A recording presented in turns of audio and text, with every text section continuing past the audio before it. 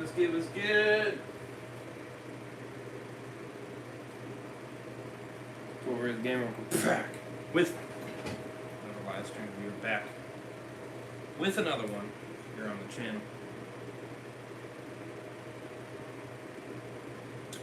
Give me a second here. All right.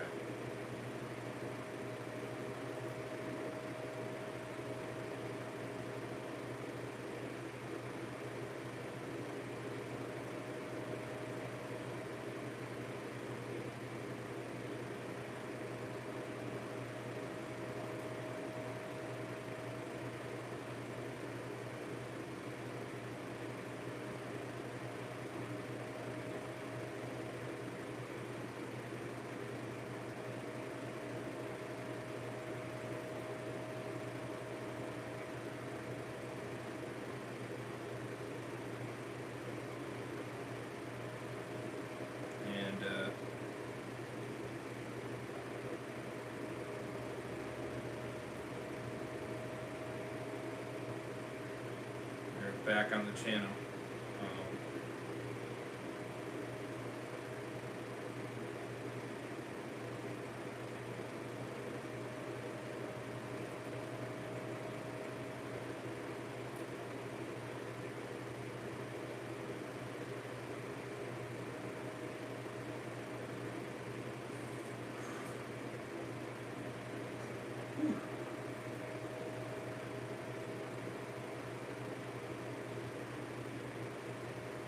Go the end of 4A. Yes, sir. Yes, sir.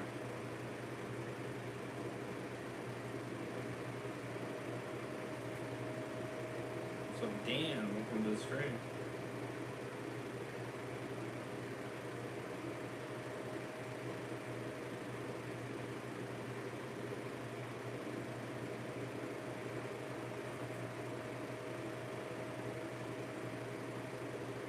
So, how are we doing?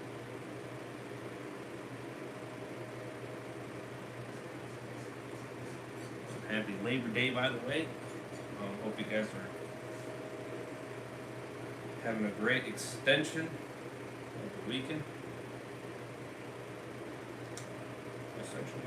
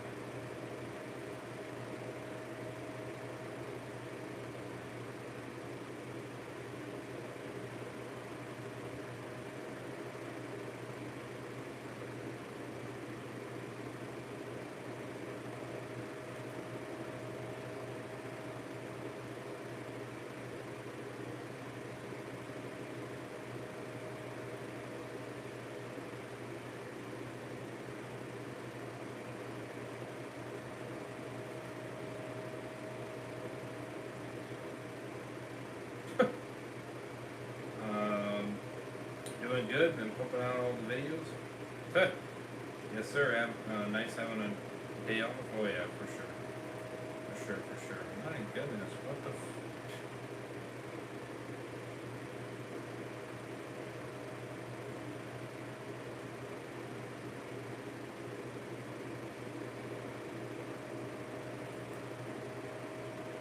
hit the bastards.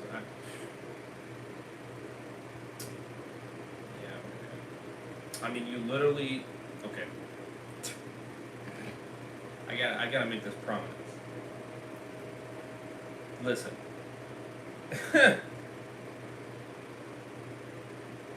Unsubscribe. Bro, you literally just made your account today. You literally just made your account today. You really think I fucking care? Like, how stupid are you? You were literally making an account and then saying you unsubbed. You were never subbed in the first place. So fuck off. Like, seriously. Like, damn.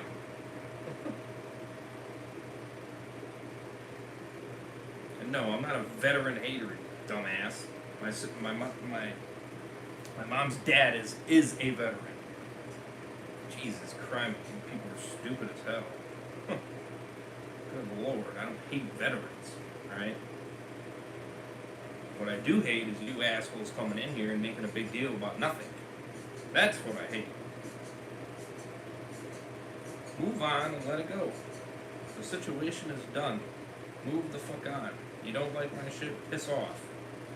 I mean, I don't even think you're legit anyway because you're freaking just making fake accounts and then fucking coming on here and saying, oh, I unsubscribed, trying to make it like you were a supporter the whole time when you never were in the first place. And it makes you look like the dumb fuck. That's who it makes you look like. The dumbass. So do yourself a favor, save your time and energy, and piss off. Nobody cares about what the fuck you think. Alright? Nobody cares. You don't even know the greater context of the whole situation.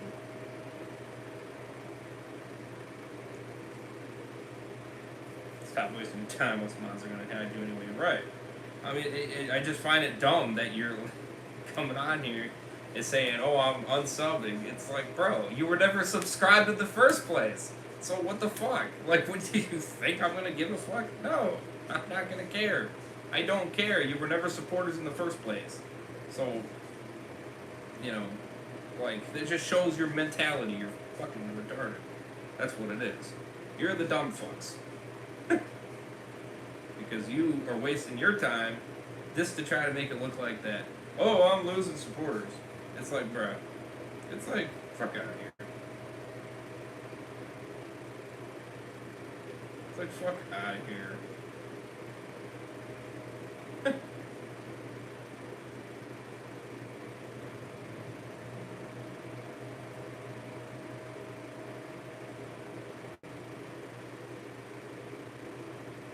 No, I don't.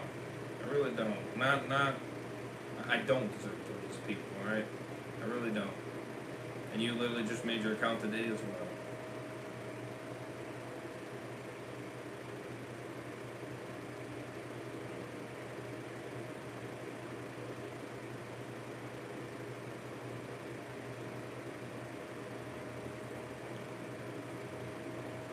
No, what's funny is that you are retarded enough to make fake accounts to make this whole thing a big thing.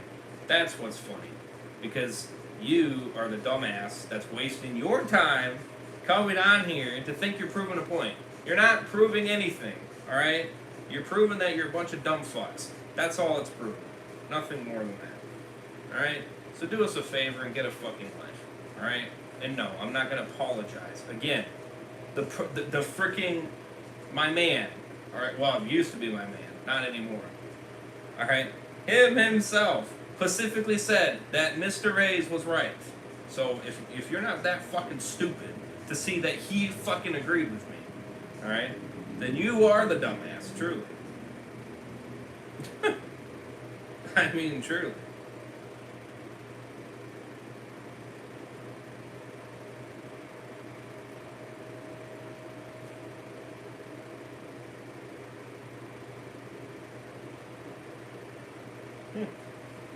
Damn.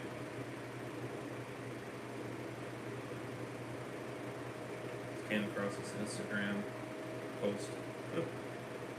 Shit's crazy.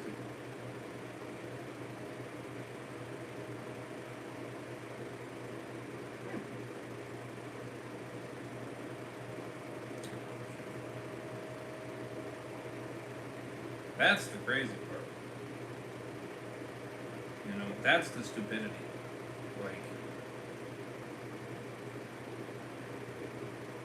and then you have the decency to try to fucking steal my shit. You know, like you are the cunts, and there's nothing more to it than that. You are truly the cunts. You know, because again, you are the assholes that are fucking coming in here and being cunts.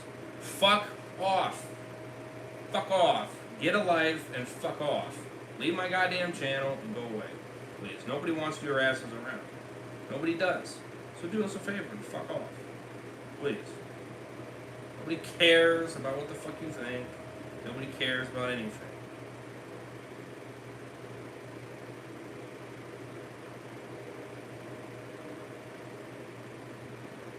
I mean, you literally just made your account today. Like, all you people just made your account today, so it doesn't mean shit to me. It really does not. Your comments don't mean shit to me. I don't care. I don't give a fuck. I really don't. I really don't. Just fuck off. Do us a favor and fuck off. Alright? Jesus Christ.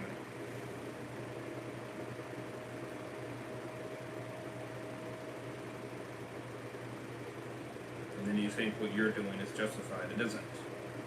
Because it's just proving how much cunts you really are. Idiots made these accounts today and thought they'd prove something. Mission failed. Right? That's what I'm saying. That's what I'm saying. And then you wonder why I address it, because it's fucking, it's unreal. It really is. Nobody fucking cares. Alright? He was fucking irrelevant in the first place.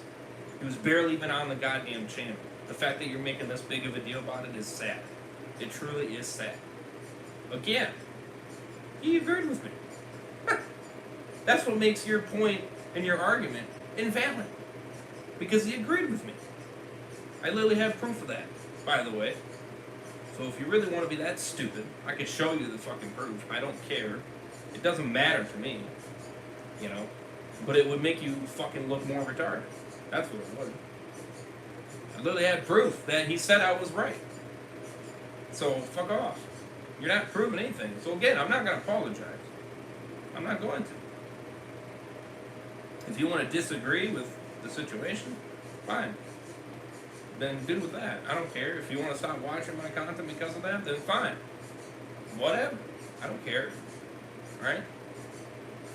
But he did it to himself. Nothing more than that. He brought him into the situation. Plain and simple. No difference than my dad. He brought my dad into the situation. And that pissed his ass off because he did not want to be in the situation. So, yeah, I'm going to say some not nice things. Who fucking who? Cry the fuck home. You know, it's people like you that keep fucking dragging this shit on. That's the problem. It isn't me apologizing. It's you dragging this shit on when it doesn't need to be. So just let it go and move the fuck on.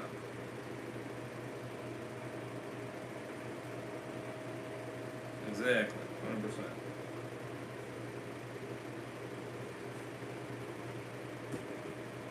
You do us a favor. Quit trying to be cunts and try to steal my account. Because that truly makes you fucks look like the cunts. Truly. You ain't gonna get my shit. Quit trying to steal my shit, because remember, that is illegal. What you're doing is against the law. Hacking my shit. So knock the fuck off and get elected. I mean, truly. I mean, Jesus Christ. It makes what I did fucking look nothing. Because you're the two cunts that are fucking invading privacy. Because that's exactly what you're doing. You're getting my shit when you're not supposed to be.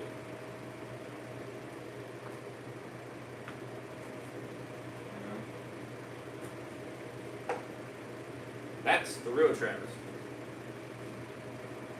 Nothing more than that.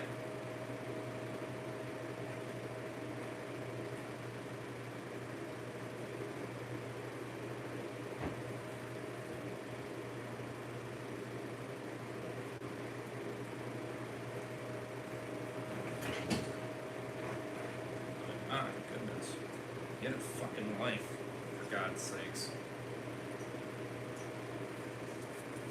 And not on the fucking platform. Get a life somewhere else.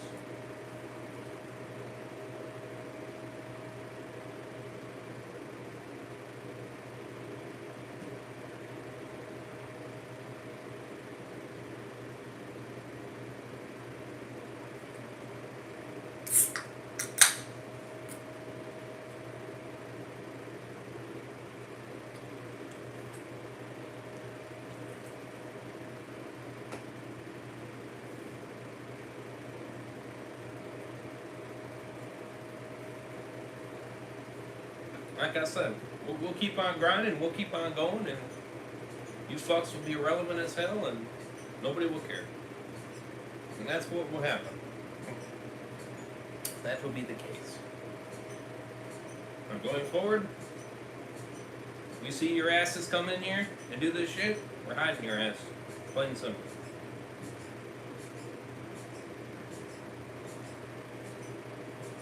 And nothing more to it than that. If you want to keep being dumb fucks and keep trying, we're going to keep on hiding. Simple as that. You're not welcome on the channel. You were never welcome in the first place. You were never a supporter in the first place. You were never going to be a supporter. And it's clear as day on that one. So your comment of saying, well, blah, blah, blah, doesn't mean jack squat to me. I really don't care a fuck. I really don't care. Alright? You're crying about a guy that was barely on my channel in the fucking first place. You're really that fucking stupid? You're making a big deal about somebody that wasn't really that relevant on the channel. He was barely on the fucking streams. Barely. He was here and there. Ooh. Wow, that's the end of the fucking world. That now he's not a part of it. Oh my god. Holy shit. The world, guys, is falling apart. What should we do? Unreal.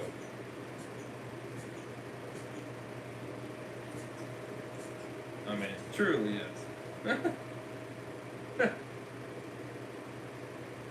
Anyway, so glad to be able to catch this. Just got home just in time, definitely. The words of Trump, they don't know what the fuck they're doing. That's for 100%, brother, 100%.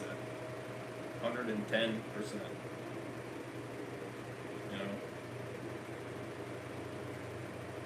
Like I said, and then you made my number go up, so... What, now you're gonna subscribe? Christ. You guys are fucking stupid. You really are. What, then you're gonna I mean, I'm not gonna care. I'm not gonna care. Unsubscribe. I don't give a fuck. I don't care. You were never supporters in the first place. So your difference to you unsubbing, you know, I only want true supporters. Alright? So if you're trying to make a point that, oh, everybody's leaving because of blah, blah, blah, you're fucking stupid. Alright? You are the dumb fuck. Alright? You unsubbing, you were never subbed in the first place. If you're subbing now, and more than likely you're going to unsub anyway, so whatever. I really don't care, right? Because you're just being the dumbass that's wasting your time subscribing just to only unsubscribe later. Because again, you're trying to be like, oh yeah, see, your numbers went, and then I went back down. Like, dude, I don't fucking care, alright? Like, I know what game you're playing. You're playing the bullshit game of fucking around with the number. I don't care, alright? I really don't give a shit, alright? I'm doing the content that the people voted for, nothing more, alright?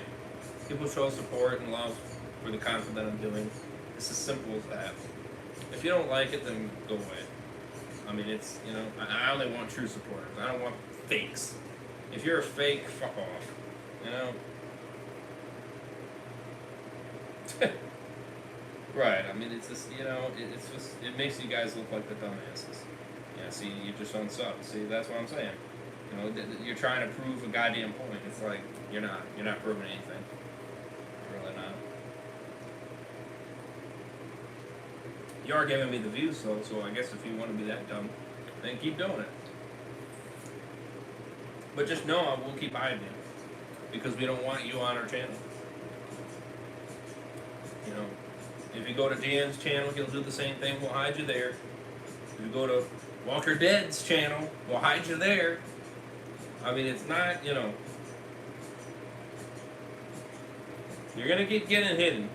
It's as simple as that. So don't be dumb and retarded and waste your time, because you guys are just as irrelevant as he is. You just are. So just let the situation die, and let that be the case. All right, we already moved on from it, and we're tired of you fucks bringing it up in this situation, because it's fucking unreal. It really is. Because it's you that won't let it go. You need to move on. End of story.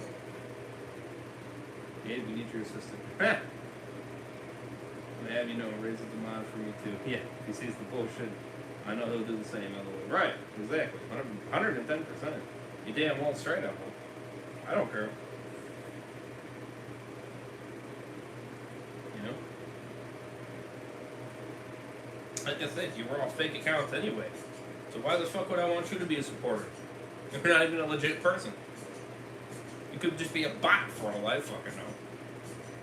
And I don't want that. I don't want bots. I want fucking real people.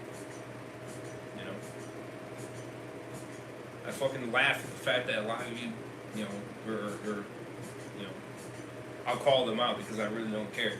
You know, Jesse or James Draper over there fucking accusing me of bot subbing, or sub-botting, excuse me.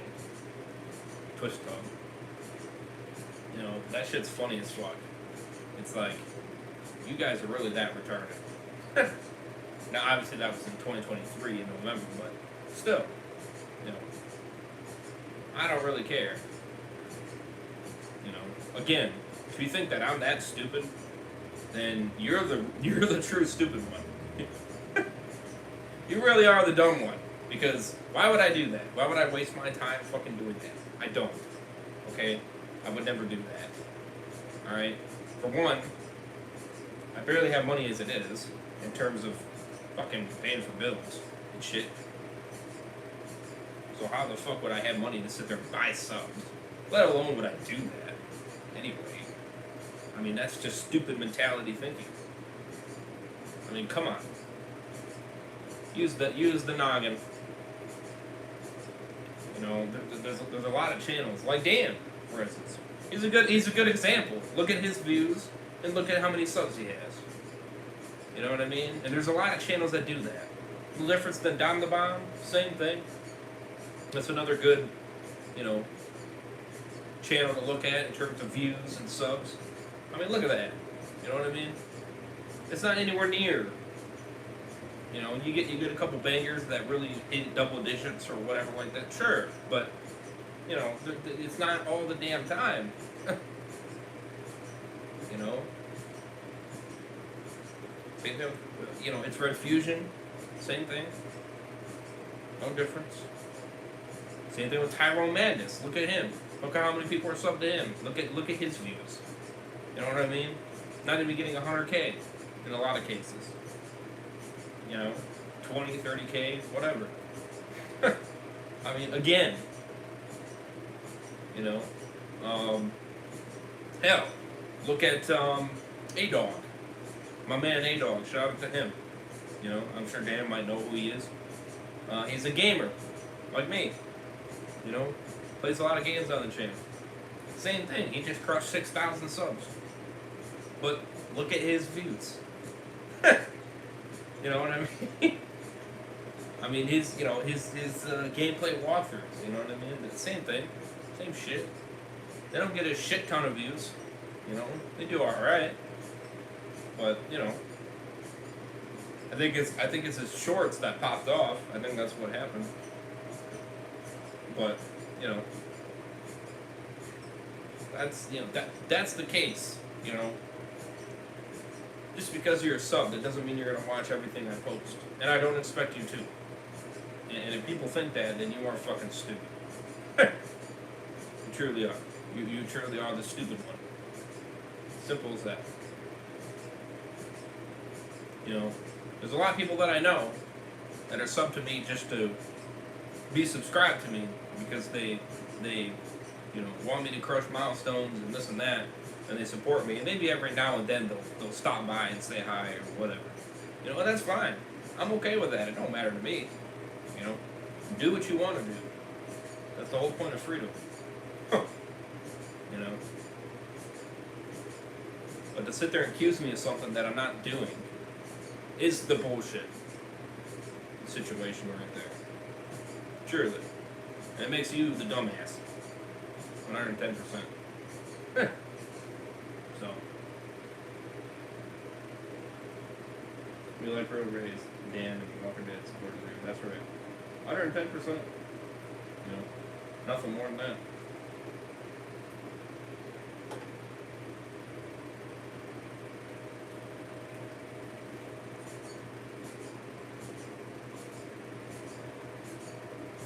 So, well, that's the situation. So,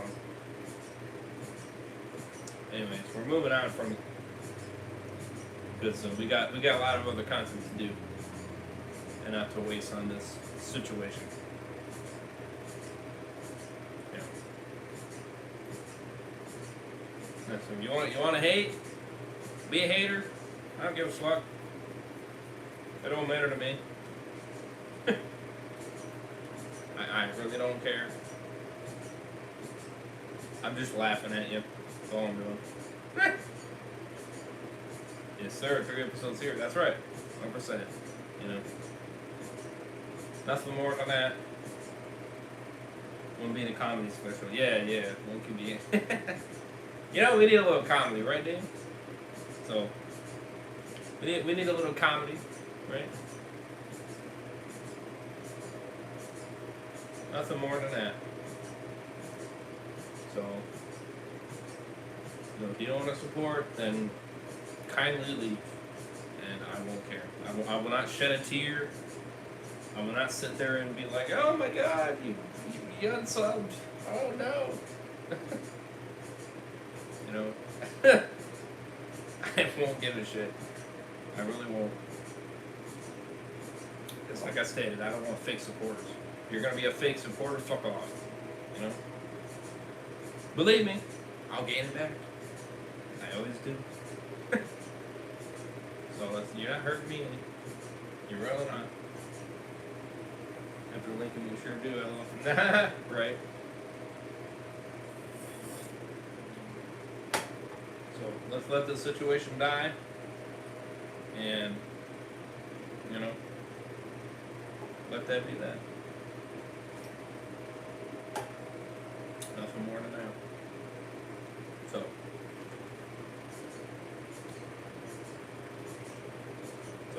hit that like button if you guys do enjoy. Go for 5-6 likes, that'd be awesome. For Dan's War Gone Mad. His channel is in the link in the description, so definitely do check him out. Show him love, support. All credit goes to him. As well as his War Gone Mad playlist, his Complete Universe. The link is in the description, so definitely do check that out. And my playlist reacting to this will eventually be in the description. I gotta make it still. I think when I catch up or whatever like that, I'll put it together. Because it'll take a hot minute to do it.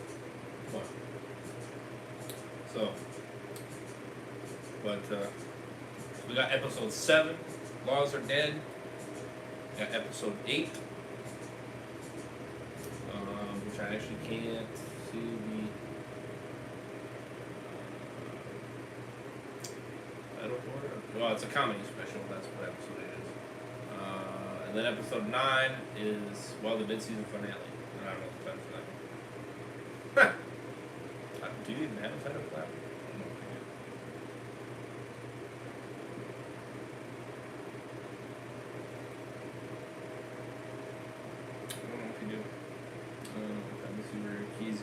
After being taken on that train. Oh yeah, definitely. So,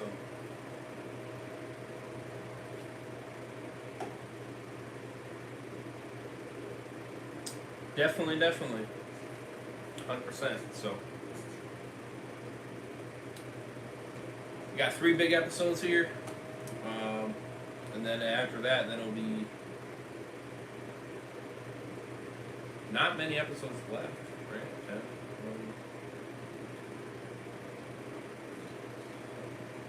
8, 9. I think, what, 9 episodes? 18 is the last one, right?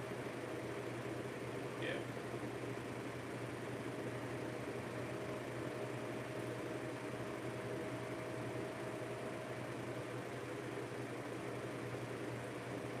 Yeah, so 9 episodes after this, so not too shabby. Then the Prey. Ah! Yeah. Also 5A is this fall, so you won't be waiting long. No, I won't. I will not be. That's the cool thing about it. I will not be. So that's the cool thing about it. So we got Hedgehog Girls. Episode what, 235? I think. Yeah, 235. After this, and then we got Fortnite 10-hour grind stream. So Mr. Ray's will be kicking ass for 10 hours. Woo.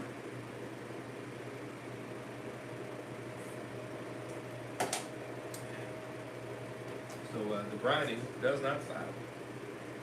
So I did want to start a little bit earlier, but it is what it is now. I ended up sleeping a little bit longer because my stomach was kind of, which it kind of still is a little bit. I'm not really sure why. Maybe it could be the mixture of what I had. Maybe it's not really settling nicely. That very well could be it. But it is kind of hurting slightly. But it's not as bad as it was when I went to sleep. It felt way worse than that. So yeah.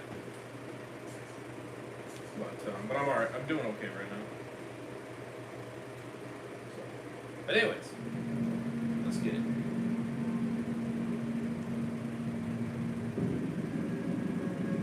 Check out Danny Makes Twerk content.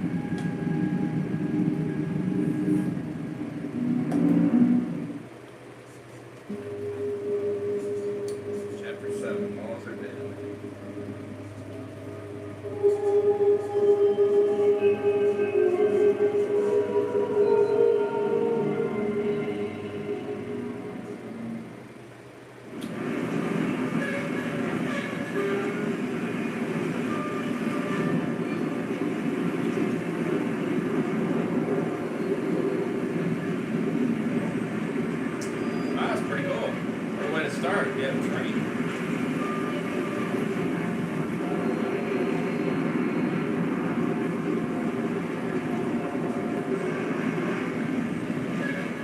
We see a train driving down train tracks. As it drives by, a sign that says, Ziltramite, your survival and your future. We see Kezia on the stretcher as she is half awake. We see she's slurring her words and she says, where are we? Where are we? The soldier says, shh, as she passes out.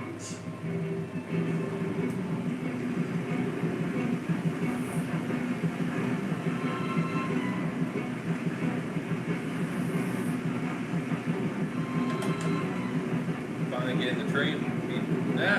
Or see the train. Yeah. This will be interesting.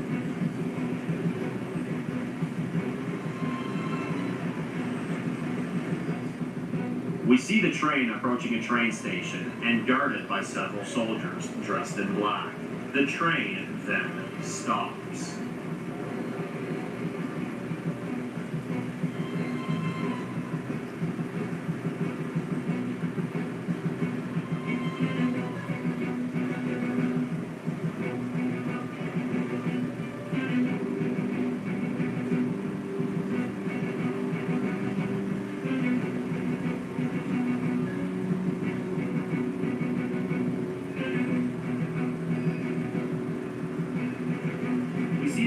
get off the train and they walk up to a woman in a fancy suit who is writing stuff down on a clipboard, and the woman says, "What do you have to offer me, gentlemen?" One of the soldiers says, "Mission is requested. We got a 10-15 in custody ready for transport." The woman asks, "And? Is that all?" The soldier says, "Yes, ma'am." The woman says to the soldiers, "Hopefully Commander will see this as enough." Pip, little minor typo. Said yes, sir. We see them taking the next prisoner into the train station building as the two soldiers are walking with this prisoner. They bring the prisoner into the room and remove the bag off their head. As we see, it's Kezia. She gets put into an interrogation room.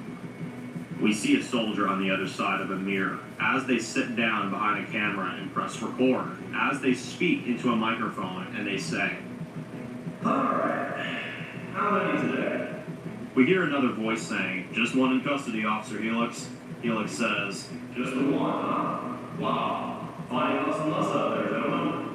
Man, won't be happy." Kezia says, "Who the hell are you?"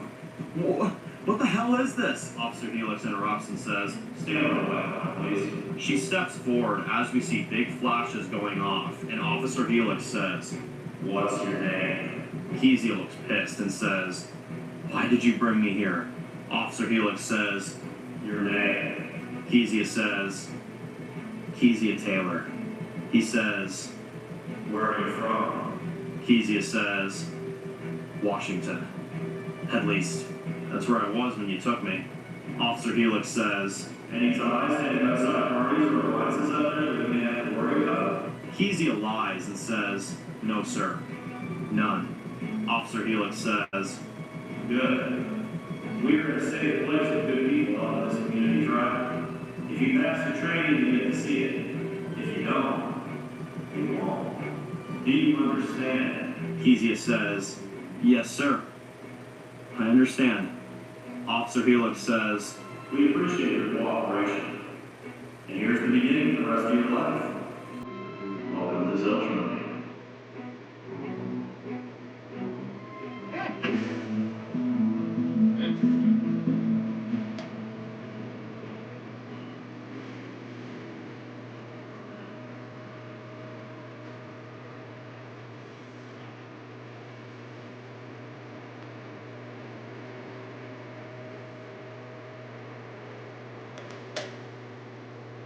A long way from home. Yeah. Definitely.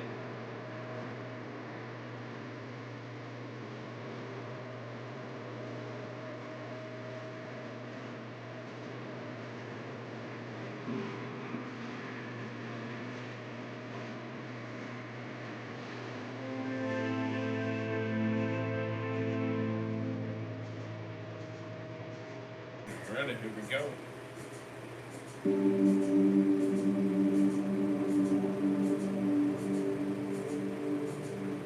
Back in Kingstonville, we see Haley and Nathan in the waiting room of the Kingstonville hospital, and the doctor comes out and says, "Well, I have good news.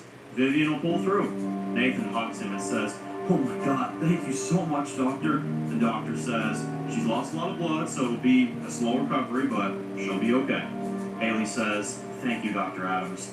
We see her walking the streets as she hears Bruce says at the front gate, "Hey, they're back!"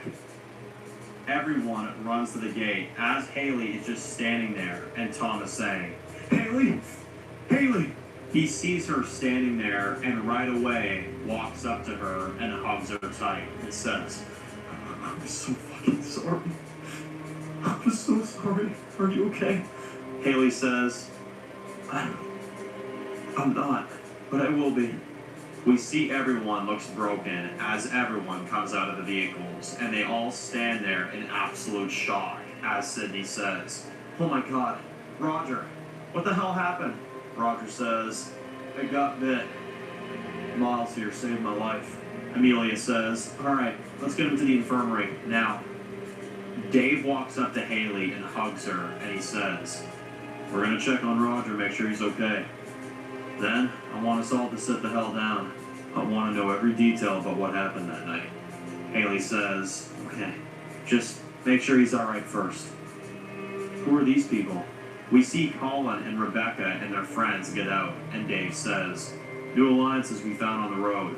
They're also victims of the apostles." Rivers walks up and says, "Hey, Haley. Look, I know I'm new here, and I didn't know him for long, but I'm here right now because your husband took a chance on me. I'm so sorry for your loss." She hugs her as Haley hugs everyone else that made it back. As we see her walk up to Colin and Rebecca and says, "I heard you saved my friends in the city." "Thank you." Colin says, "Well, thank Rivers. She was very convincing and kind to us given the situation we were in." And Haley says, "Bruce, can you get these guys checked up and settled?" Bruce says, "Sure, follow me." And finally, Ashley gives Haley Lincoln's bike back, and she says, "We found this on our way back." She looks emotional and says, "I tried to kill him. I tried. I didn't, but I had to try." Haley hugs her too and says, "Thank you." Ashley looks surprised that Haley has accepted her, as we see everyone is back together in Kingstonville. Damn. W's Ashley. W's Haley. It's very touching. Back at the Apostle Nest, we see everyone eating in the cafeteria as we then see everyone stops talking as they all then turn around to see a pair of boots walking up to them slowly. As we pan up, we see Bishop is back. He's made it home, and he says, "Sorry, I know I've looked better. This was the doing of Ashley. I know we all cared for her very much, as did I, for a long time. But Henry, Sam, Barb, the others, she was the one who killed them. Ashley has family with these murderers in Kingstonville, and I believe she fell in with them. I tried to stop her, but she ended up stopping me. I'm not gonna lie, I'm not sure what happens next. We are neck deep in a war that I'm afraid can't be undone. So we need to stay strong during these troubled times, okay?" Everyone looks nervous, and he says, "Sorry, as you were," as he walks away.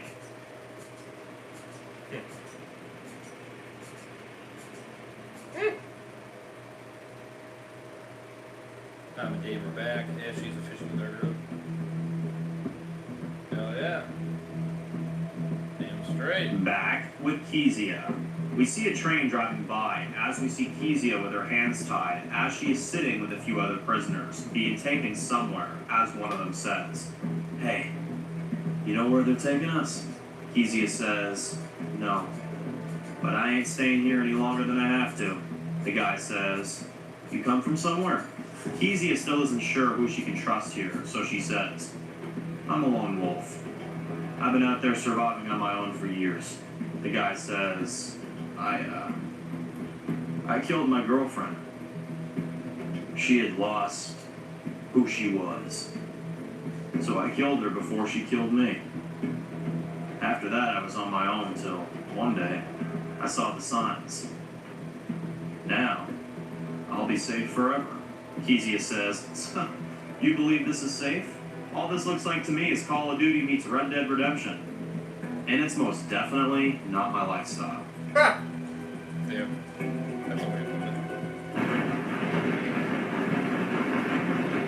God. I can't help but laugh at that. That's funny. Call of Duty meets Red Dead.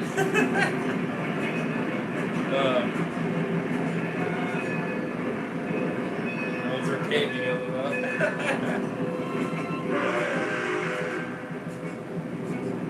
We then see a big base guarded by soldiers. As the train stops, we see Kezia, along with a few random prisoners, get off the train. As 3 soldiers stand in front of them, and one of them says, "Line up!" Kezia, along with the other prisoners, line up, and the soldier says, "You are here because you passed the screening process, which means you've been deemed useful to the commander of Ziltramite. Your next step is showing us what you are capable of.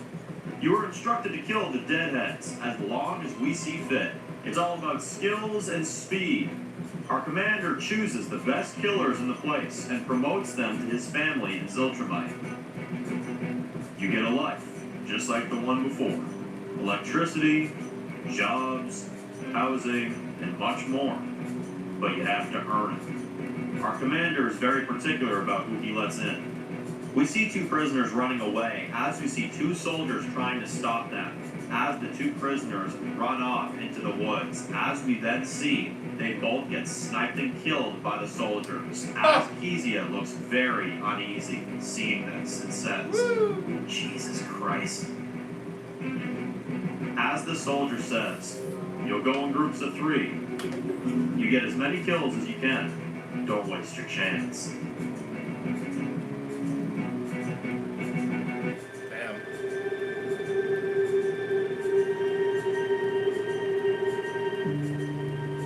Back in Kingstonville, we see Luke and Ashley sitting in the infirmary with Roger, and Luke says, I can't believe you made it, man. Roger says, well, I'm full of surprises, man. Although I do wish I didn't have to go running around with one hand. Luke says, why don't you swing by the house later? I may have something cool for you to try on. Roger says, thanks, buddy. You know, it's good to have friends. They always help you push on, you know? Luke says, damn right. Well, I'll let you get some rest, brother. They walk out as Luke says to Ashley, you can stay with me until we find you a free house. I got a spare room that you can use. Ashley says, thanks. You didn't have to do that. Luke says, well, all things considered, if it wasn't for that armor of yours, you may have died trying to get me out of there. I most certainly owe you. Ashley says, thank you. Oh, and I promise I won't be a burden, okay? Luke says, don't worry. Last year, Dave renovated Tom's house. And guess who had to give him a spare room for the week until it was ready? Ashley says, fair enough. He drive you nuts?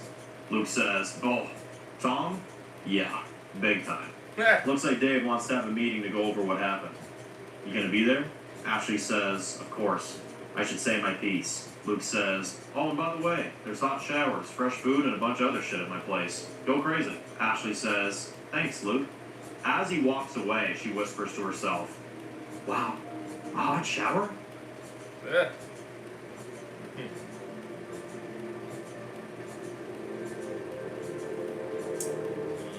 We see Colin lining up some targets for target practice, as we see him grabbing a rifle. As he fires a few shots, as we see Rebecca walks up to him, and she says, ooh, nice.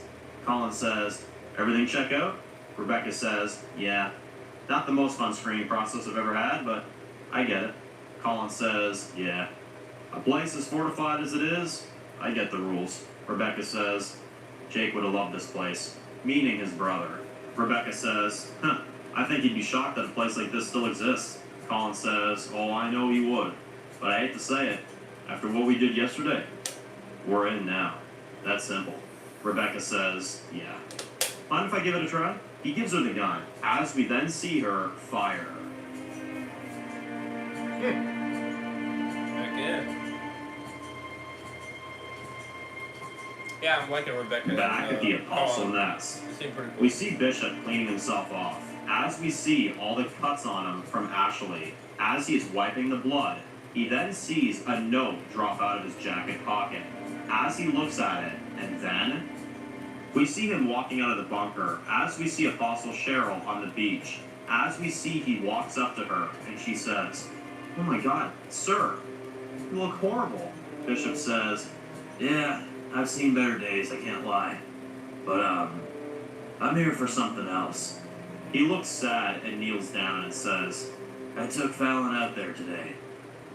And I shouldn't have. Cheryl says, where is he? Bishop doesn't answer, and she says, where is he, Bishop? Bishop pulls out the letter and says, we went out there today trying to contain a threat to this place. In return, he and many others paid the price with their lives. I'm sorry. I tried to save her, but I couldn't. Cheryl breaks down as he gives her the letter, and he says, he wanted me to give this to you. I'm so sorry, Cheryl. Cheryl says, wait, so you sent him out there? Bishop says, I took him with me because Ashley was on the loose. I needed assistance to help me take her down. Cheryl says, yeah, because you couldn't let something go that happened years ago. You let revenge drive you, and now? Are you seriously telling me that my husband died because of your sins? Bishop says, Cheryl, let me explain. Cheryl says, there's nothing to explain. My husband is dead because of you. This place used to be good. It used to be a safe place with good people. Now we're just heartless assassins. She walks away. Bishop just sits there and looks at the cuts on his hands, as he then has a look of doubt.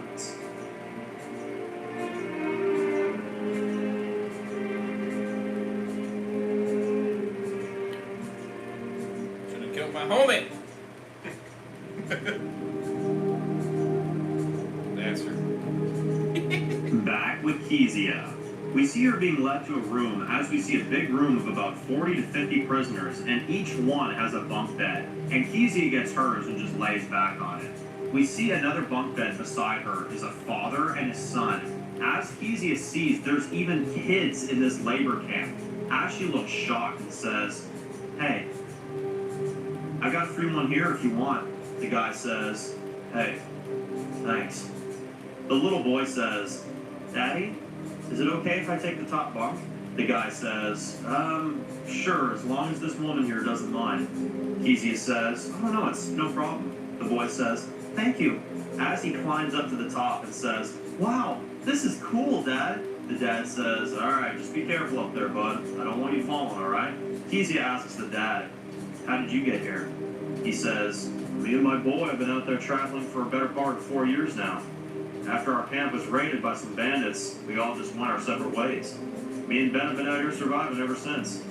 Until recently. We heard the messages about this place. We saw the signs. I should have known. I should have gone with my gut, damn it, but we won anyway. Kezia says, can you please tell me where we are? The dad says, I'm sorry. Me and my boy were traveling out on the roads in Maine when they took us. We were blindfolded here. Kezia says, you think there's a way out? I gotta get the hell out of here. The man says, well, do you have somewhere you need to get back to? Kezia says, no. I'm just saying that this place ain't where we're supposed to be. Labor camps and soldiers with technology and rules and laws. All that shit died a long time ago. The man says, I do agree with that. Laws are dead, which is what makes this whole world more deadly. As we see, Kezia looks horrified by that statement. As we hear a group of soldiers walk in, all the prisoners then stand up. Kezia does the same as we hear one of the soldiers says, your work begins tomorrow. The commander has built a home for you to rebuild the world. If you pass, you get to see it. If not, you will be something dead another lucky winner will have to put down. The soldiers then leave them for the night, as Kezia looks on edge, and the guy says, hey, I'm Eddie. Kezia says, I'm Kezia. As we see her make a potential alliance within the inside. Interesting. Seems sketchy, yeah. Please care about it. Back in Kingstonville, we see Jim sitting in his cell as we see Julia bringing him one of his meals as he says, wow, didn't expect to see you here. Julia says, shut up, asshole, I'm here because nobody else wants to deal with your pathetic ass. And I honestly can't blame them. Jim says, your daddy's still out there? Or did he just bite the bullet like he was always destined to do out there? And if you're not careful, you may be joining him real soon, especially with the way the rules around here work.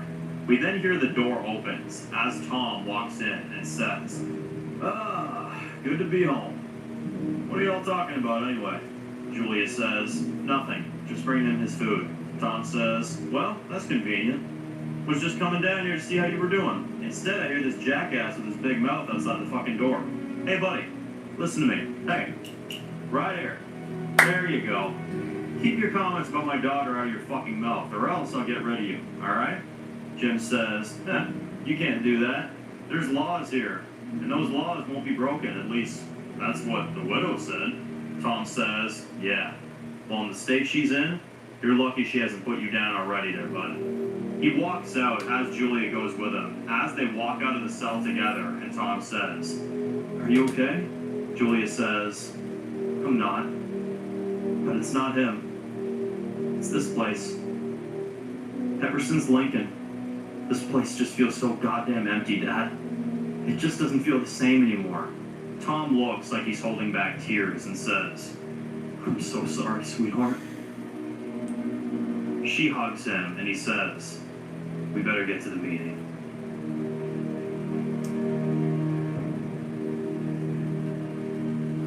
Pain hurts.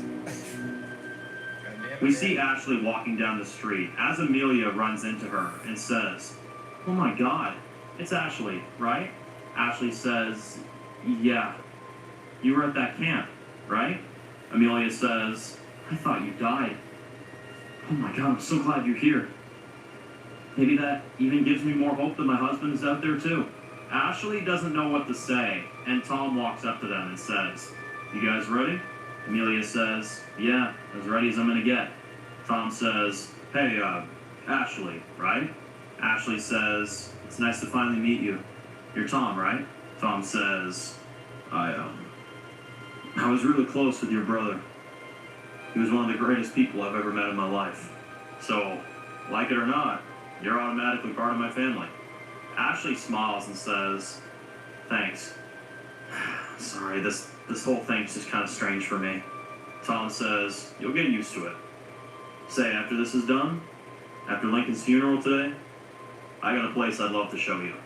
Ashley says, "Oh yeah, Luke mentioned it. What was it called again?" Dave says, "Guys, you coming?" Tom says, "Yeah, I'll show you later."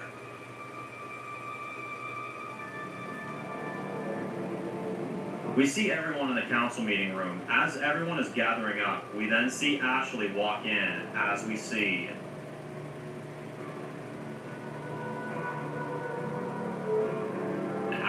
Haley, Tom, Dave, Luke, Sydney, Miles, Julia, Amelia, and Catherine. As we see all of what's left of the council members are here, as Dave says. "So that night, when Lincoln died, how exactly did that happen?" Haley says, "We were dealing with a murder within our walls. Patrols were getting picked off left, right, and center. Lincoln decided he wanted to go out there to see for himself if they were okay. He wanted to bring them home, alive or dead. Zach was the one who killed them. When Lincoln discovered the truth, Zach took him. He took us all, and Zach was a snake. He's James's son, and his real name is Isaac." Dave looks pissed and says, "That little shit. I trained him. I showed him the way. That fucker punked me."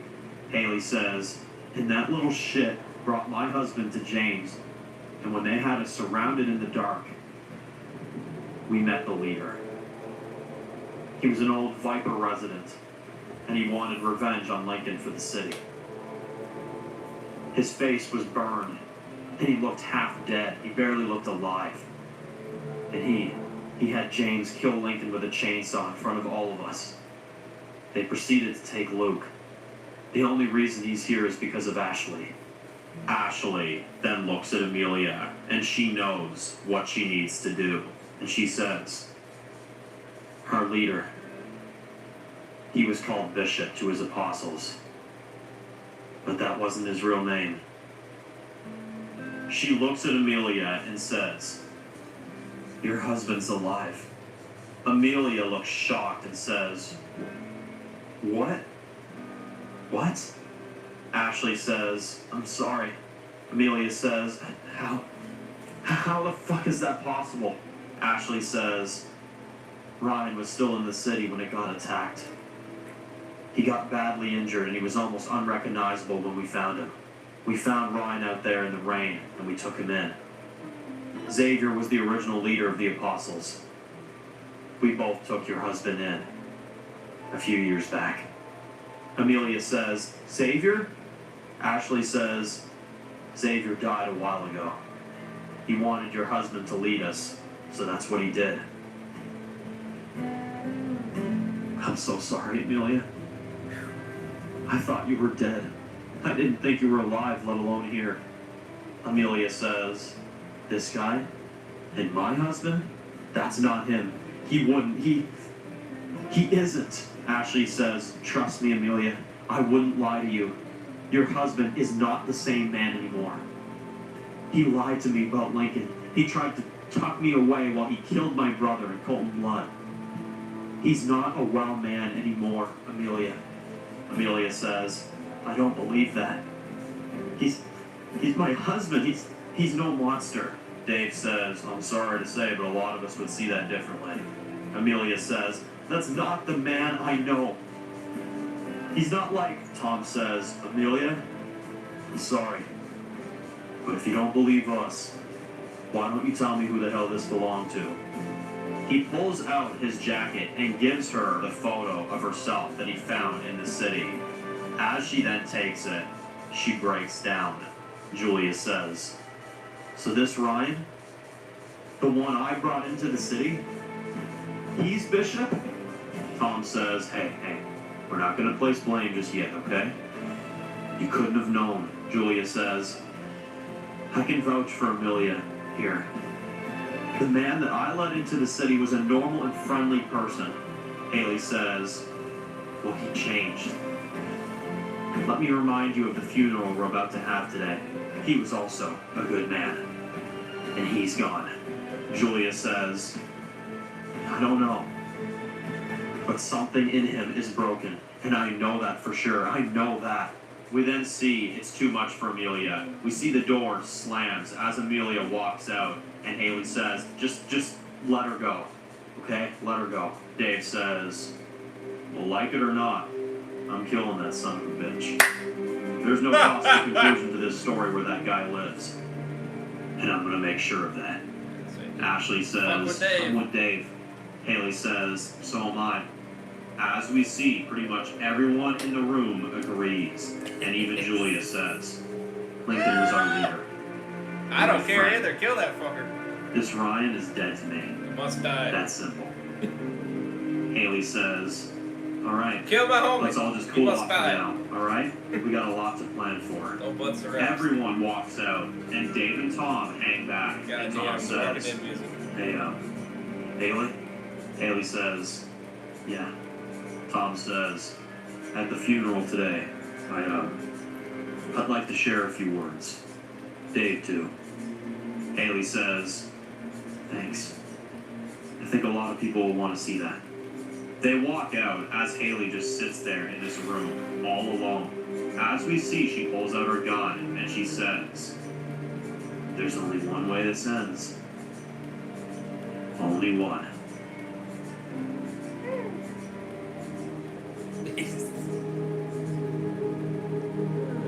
Back at the Apostle Nest, we see Cheryl sitting in her room crying. As we hear a knock at the door, she says, go away. We hear another knock and she says, I don't want company, please. We hear another knock as she unlocks the door. We see James walks in with a bottle of liquor. He says, are you holding up? Cheryl says, not. James says, well, that's exactly why I brought it over. Cheryl says, no, James, I've been sober for almost a year. James says, well, I doubt one drink is gonna hurt. Come on. Cheryl gives in and says, give me one. He pours her a glass and she takes the drink as we see a small smirk on his face.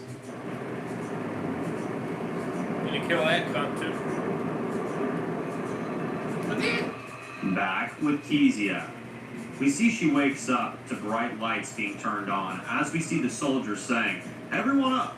We then see all the prisoners lining up outside as we see a big wall in front of them. We see they are being handed a big double-edged spear. As Kezia is standing with Eddie and Ben, we then see she says, hey, wanna be a team? Eddie says, sure. Nobody else around here wants to approach me and my son anyway, so thanks for being so nice. Kezia says, it's no problem. We're gonna make it through this together. This place ain't for kids. The soldier then says, ready weapons. On my mark, go. We then see the wall opens as we see deadheads coming towards them. Oh! We then see the dead are running towards them Oh, as we God. then see everyone stabbing one after another. There's so many of them coming at once that some of the prisoners start getting taken down and eaten alive. Blood then sprays onto Kezia and she looks horrified. As we then see Ben behind Eddie, as Eddie is killing the deadheads, as he says, "We gotta retreat," Kezia says, "We know what happens when people run away. It's either surviving this or not surviving at all," as they keep killing the deadheads together.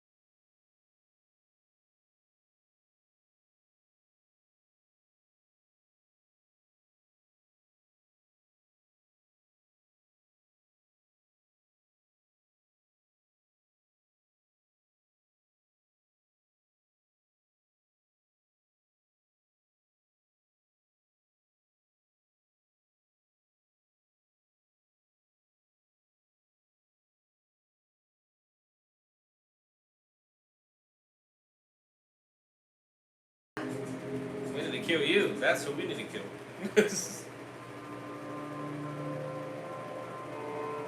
You need to die.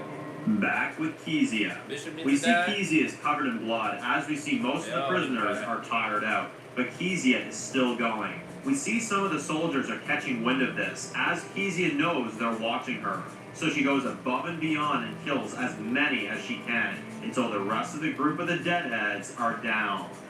We see all of them look out of breath as we see one of the prisoners is then trying to run away from this as once again the soldier shoots them down. But this time, they shoot them in the leg as he falls and he yells as the soldier walks up to Kezia and says, "Well done, Kezia Taylor. The commander will be impressed." Kezia says, "What's next?" The soldier says, "I'm glad you asked. You're my favorite out here today, but I want to see how badly you truly want this." He gives her a pistol as they walk up to the prisoner with his leg shot on the ground, and the soldier says, "Take it." Kezia takes the gun and he says, "You've seen what we do with runners. They are deemed useless to us. From what I saw from you here today, you weren't useless. Huh? Maybe. I need to see you're all in with this. Now, you can try to use that gun to take me out, which wouldn't be the smartest idea in the world, but to each their own. Or, you can use it to do what all Ziltramite soldiers do. Eliminate the threat." Kezia raises the gun as she looks like she really doesn't want to do this, as the prisoner is on the ground saying, "Please, please, don't shoot me, please, please."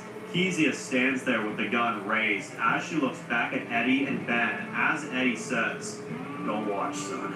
Kezia then stands there and she knows this is her end as she looks at the man face to face as she thinks about everyone back home, as she then pulls the trigger and ends his life. Damn.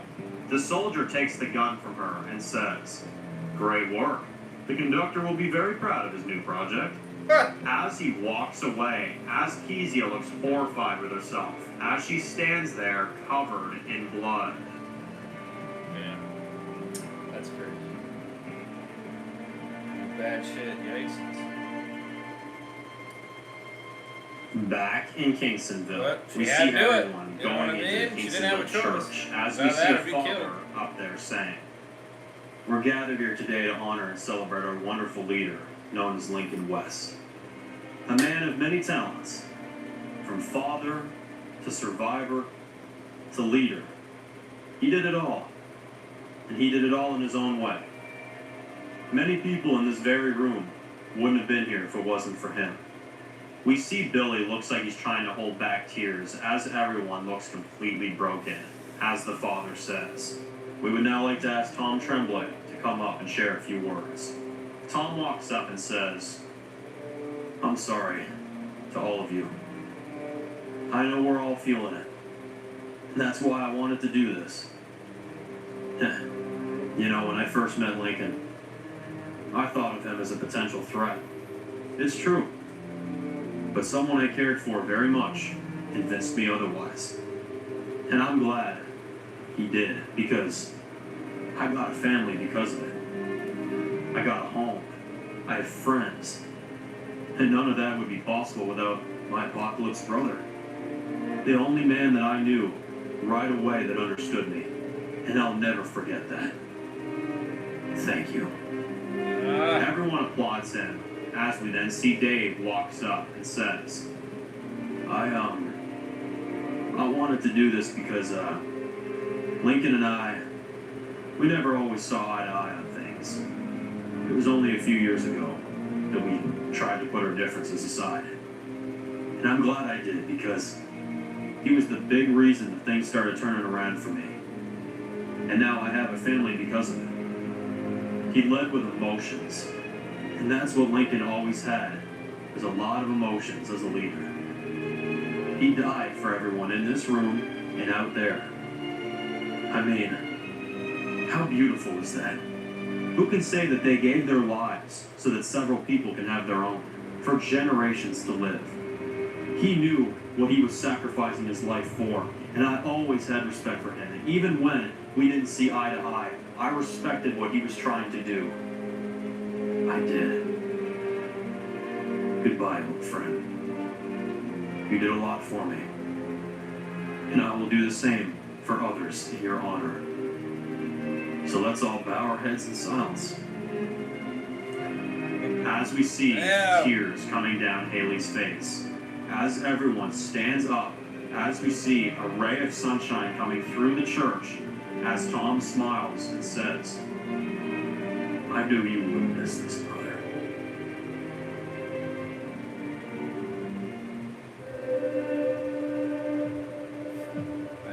Back with Kezia. We see her sitting in her own bed, as Eddie says, "You had to do it. He wasn't giving you a choice." Kezia says, "Well, it's pretty clear what this place is.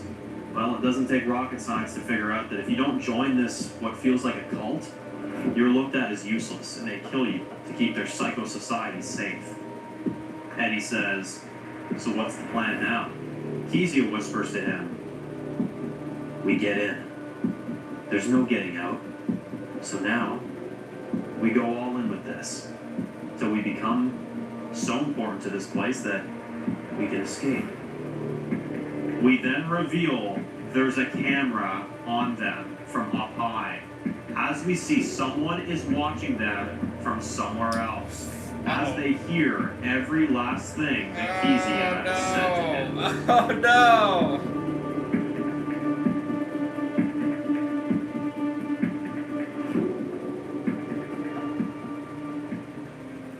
Later on, we see Kezia, Eddie, and some more prisoners clearing deadheads, as we then see the sun going down. As Kezia is killing a whole bunch of them, as we see Eddie says, "I go right, you go left, we'll cover more at a time." Kezia sees how many deadheads are all around, and she doesn't look sure, but she says, okay. As they split off, we see Kezia takes on more deadheads in front of her. Meanwhile, Eddie is killing several of them. As we see, one of these deadheads has their head down. As we see something in their mouth, as Eddie is about to kill it. The mouth opens. We see it makes a very different sound as it aggressively grabs Eddie and takes him down, as it devours him, as his face is being eaten, and the skin starts peeling off of his face as the blood is all over this deadhead's mouth.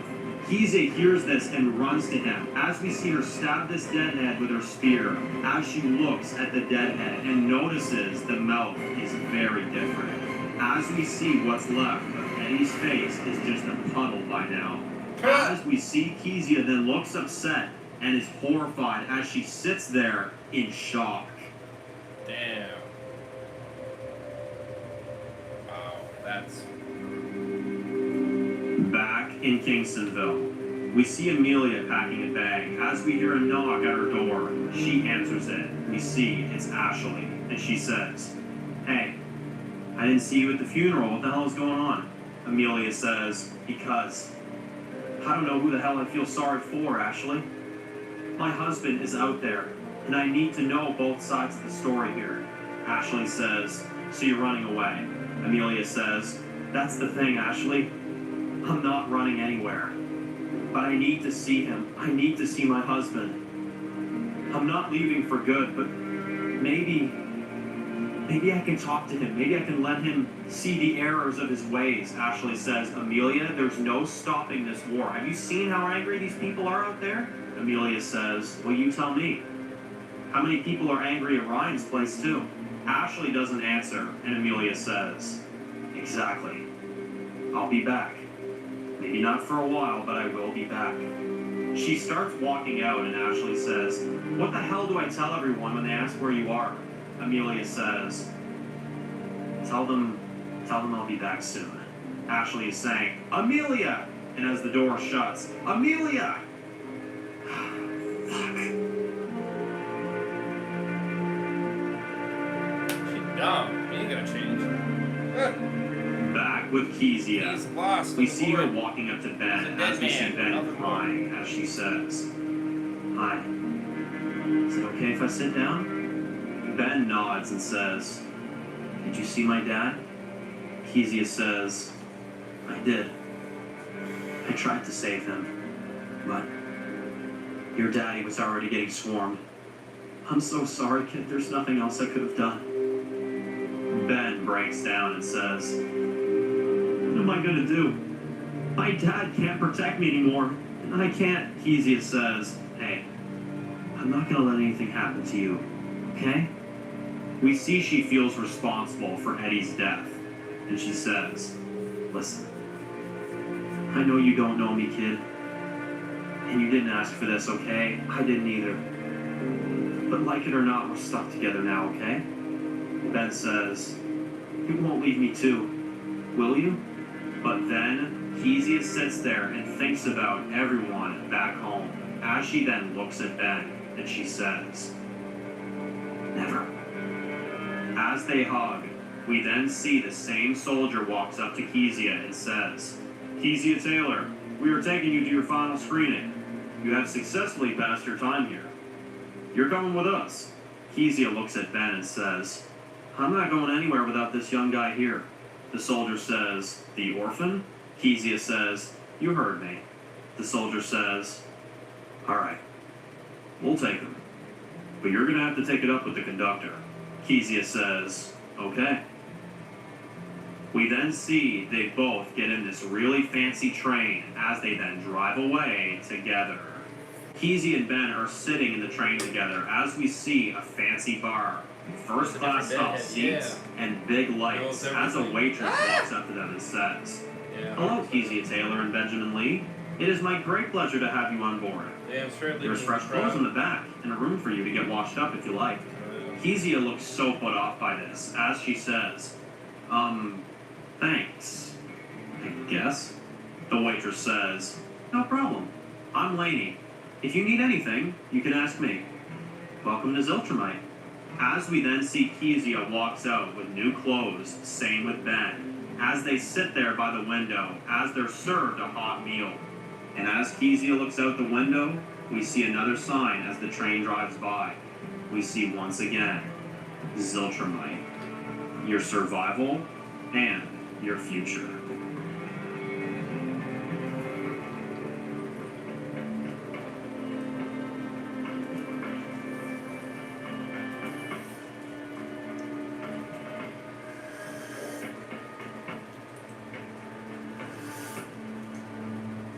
Back in Kingstonville, we see Tom walking the streets as we hear through the window, "Man, you really rubbing it in, I see." Tom sees Jim, and Jim says, "Believing you were actually following a good person. Wow. I forgot how brainwashed he made everyone." Tom then slowly walks down to the cell and walks in. As he walks up to the guard, and Tom says, "Take a lunch break." The guard says, "I already had lunch." Tom says, "Then take a supper, buddy." The guard gives him the keys as it's now just Tom and Jim here. As Tom walks up to the cell bars and says, "You know, when I first came here, I was here to finish a fight I started a while ago. Now he's my friend. This place, it showed me things can change. You know, I've been thinking about what you said before, and it's true. Things are changing." Jim looks a bit on edge, and Tom says, "Laws are dead, rules are dead, Lincoln's dead. And so are you." He then stabs him right in the throat as the blood gushes out and spills all over the floor. As Tom lets him die as he spits on him, and he says, "We are all outlaws now." As he walks out of the cell, as we see, he walks away, fully enraged with his life.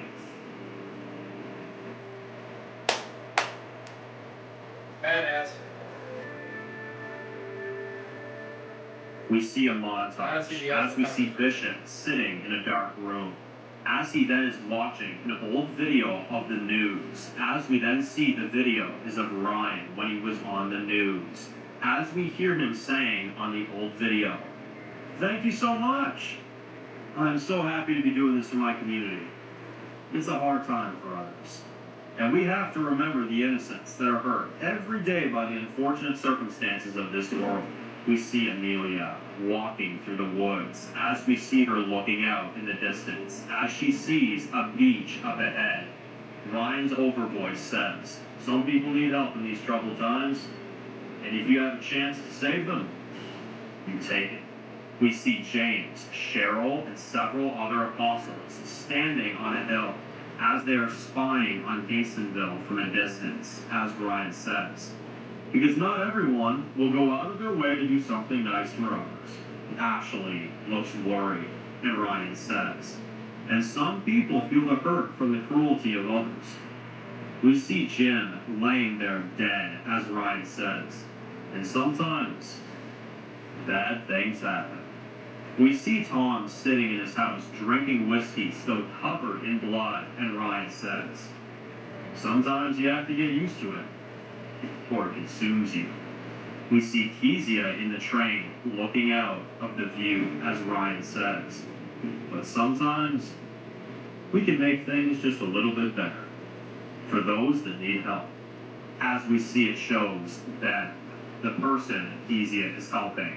And finally, we see Bishop. He sees this as it's bothering him, and he turns off the TV, and he says,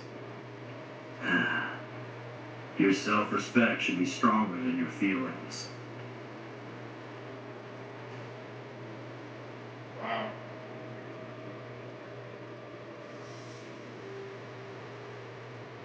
Wow.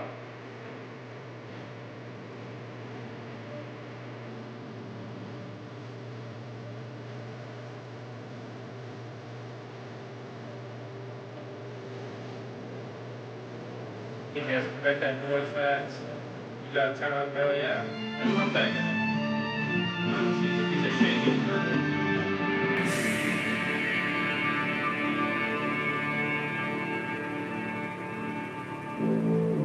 We We see Bruce taking out his barbecue, as he then calls up Tom and says, "Hello." Tom is covered in blood. He says, "Oh man, it's not a good time, man." Bruce says, "Tom, you promised after Lincoln's funeral that we would throw the biggest damn party in the history of parties. Come on, man, where's your ambition?" Tom says, Bruce, I just don't know if I can do it." Bruce says, "Hang on." We see he gives the phone to Rivers, and she says, "Hey Tom, can't wait for your party tonight." Tom gets right up and says, "Hey Rivers, I didn't expect to hear from you." "Wait, are you coming too?" Rivers says, "Of course, everyone in Kingstonville is coming to this thing, man. You gotta host it." Tom then says, "Well, on second thought, let me get my best suit and do myself up a little bit, alright? I'll be right over." He hangs up and runs to his room with joy. Bruce then hangs up and looks at Rivers and says, "Yeah, I knew that would do the trick." We see Tom fully showered as he's dressed in a big suit. He then runs out the door and yells, "Are you ready for a party, Kingstonville?" "I don't know! Anyone here? I'm the suck my car!" Ha!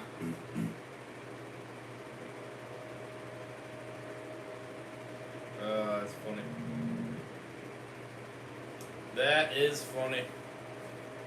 Party time. Even Bishop misses the door to sell it.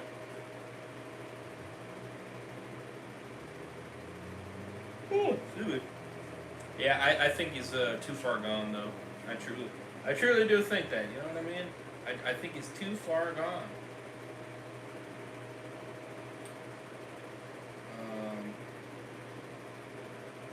Damn, that'd be so.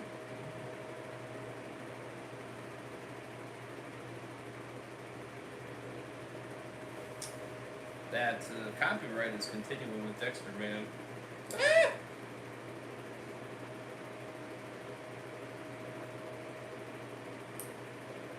Huh.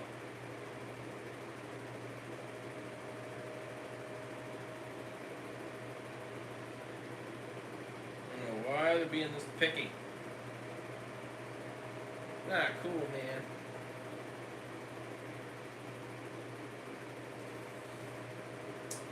Well, that's a rip.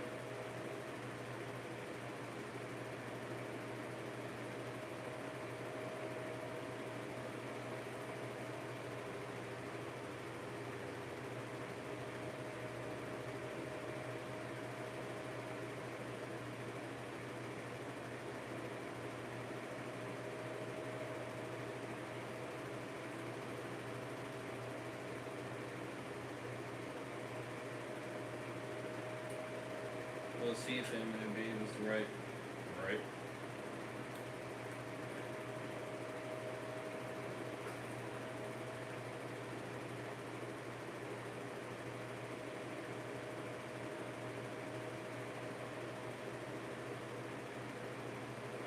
You know, copyright ban. Yeah.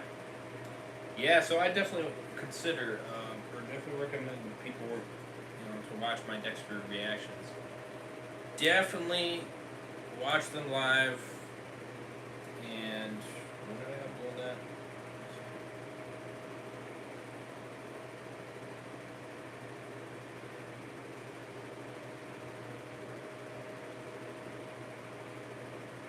Within the first 10 hours. I wouldn't even go any more than 10, honestly, because I'm at 12 hours now, and it just told me it's blocked. So maybe 11 hours max.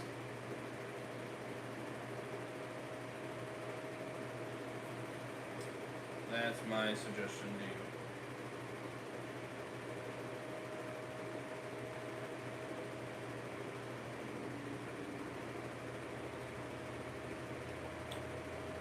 So, the good thing is it's giving me the erase to make it erase the background, you know what I mean, or erase the copyrighted material, but you know what I mean, but still hear the background. So that's the good thing. It's not excuse me, it's not being tremendously picky. You know what I mean? It's given me ways to be able to, do that. So, so that's what I'm doing. Before I even included my friends in it, it's part of something else. Well, W's on that. So, bro, this cunt freaking did Discord link such a yes.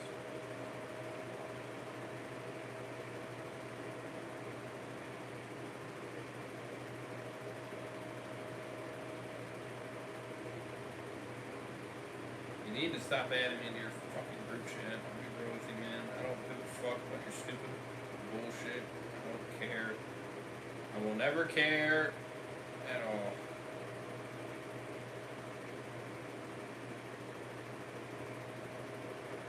Such a dumb ass.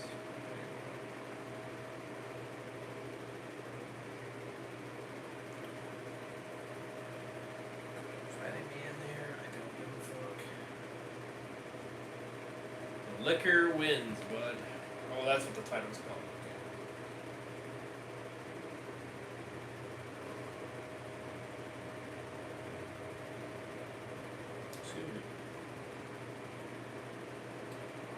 So yeah,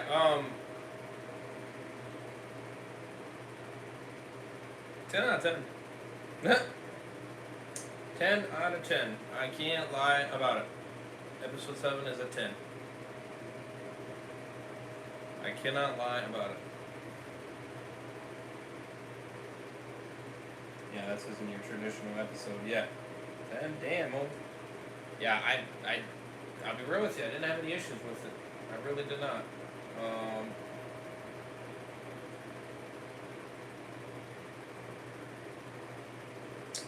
I really did not. I did not have no issues with it. The funeral, amazing. The whole explaining everything, beautiful.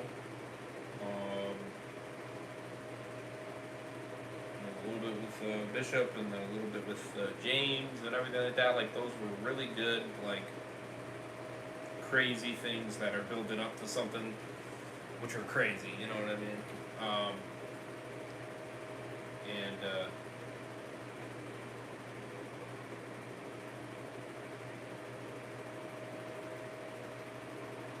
And it was very well executed. So I don't have any complaints. I'll be real with you. I mean, the nice speeches that they had for his character was very, very good.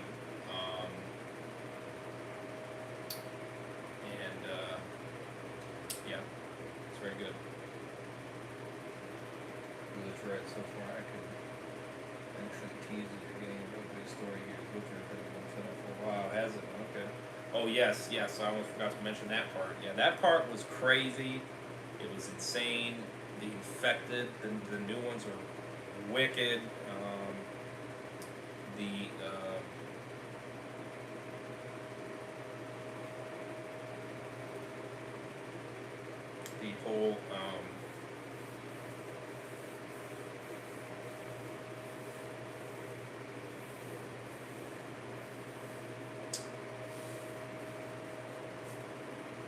The whole like process and everything like that is crazy. Making Keezy kill that poor dude, crazy. I mean, it's brutal. I ain't gonna lie. And then they got cameras on your ass too. That's insane. It's a crazy situation. I tell you what. But it's definitely intriguing and interesting. So, who?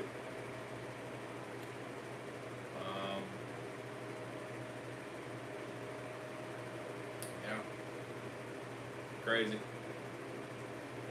I don't know for the vampires.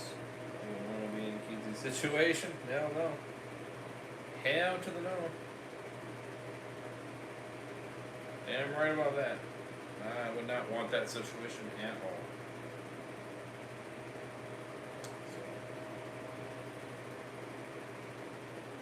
all. But yeah, perfect 10. Honestly, I don't have any complaints. None at all.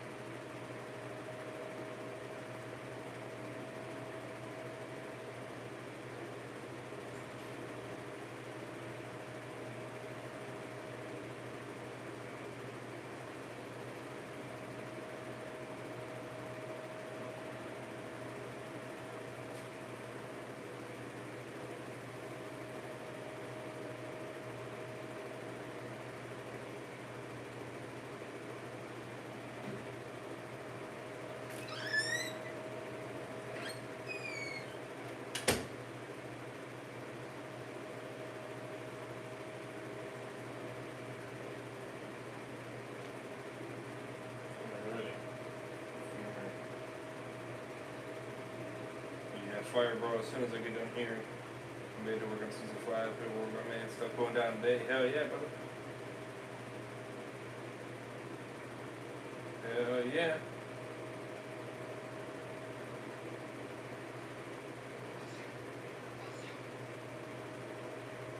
Ah.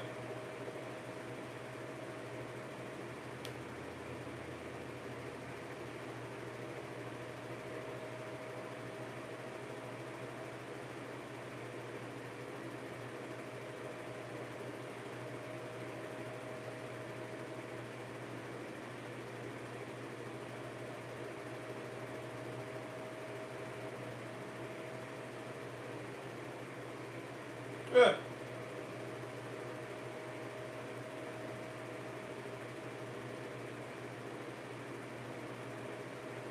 Oh, damn.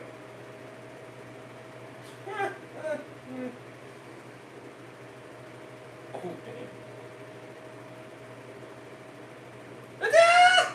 damn. Damn.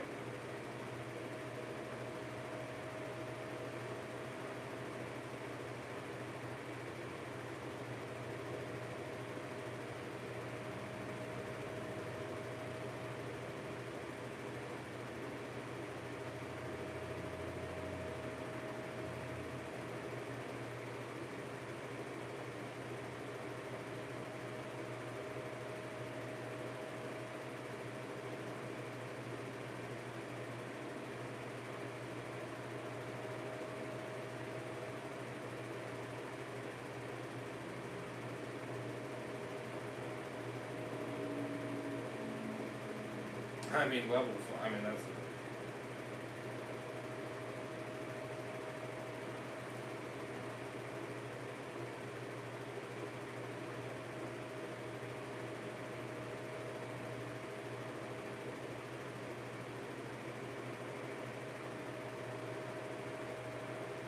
Sorry, it was a situation with speed, racing. If you're curious, it's pretty funny. Racing against Mr. Beast, different levels. Or something.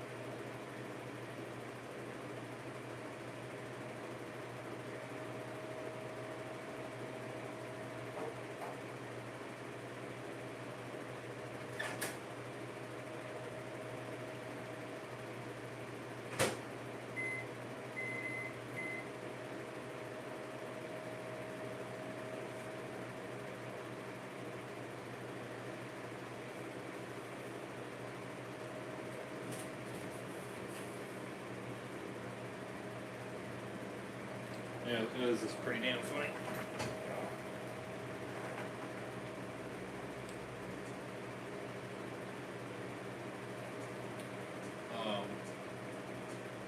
Yeah, speed one, everything will all 4 levels except the last one. He lost to a chair that was machined. You know what I mean? That you just hold on the thing and it makes you go. But honestly, I mean.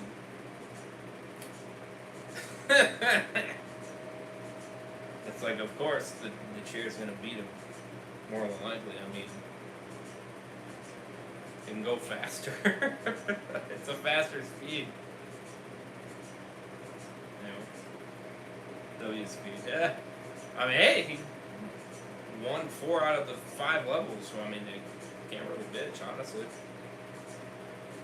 And you barely lost in the last one. I mean, it was, it wasn't completely, like, not close. Of course, he could have been tired, too. I don't know how quickly he had breaks, you know what I mean, in between each level.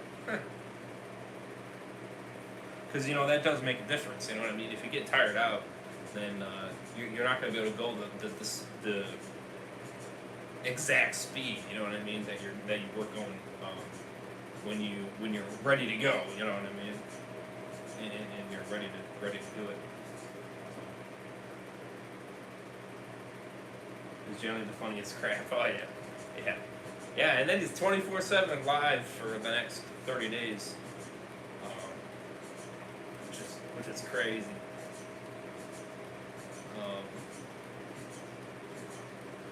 Amazing, honestly. But yeah, so we got episode 8 coming up here. A little bit more shorter, just under half an hour. And then we got episode 9, which is a little bit over 40 minutes. So, this will be another hour change. Plus another. We'll do hedgehog.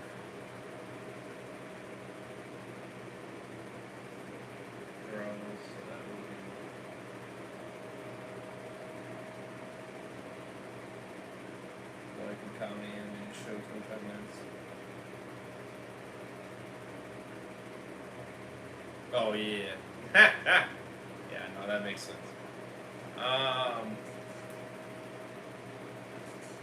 What's I gonna say? Oh yeah.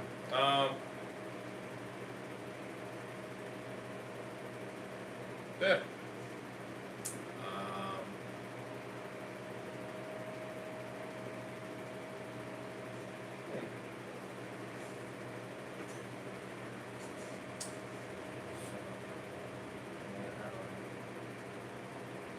Would be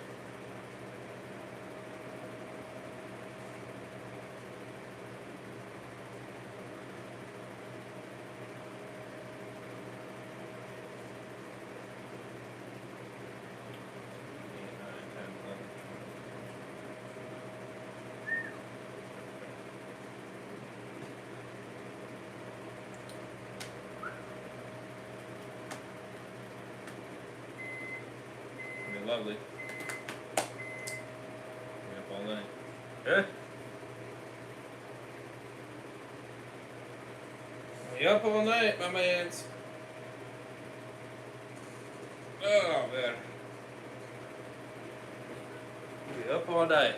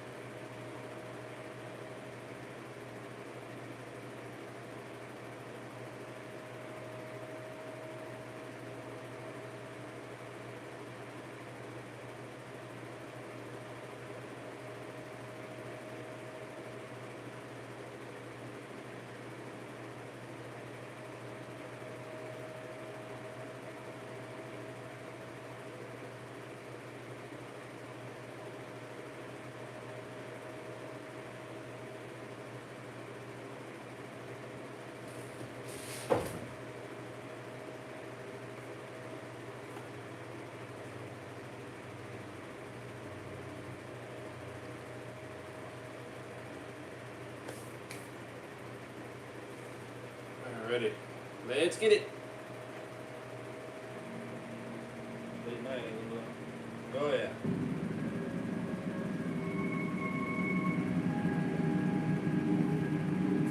100%.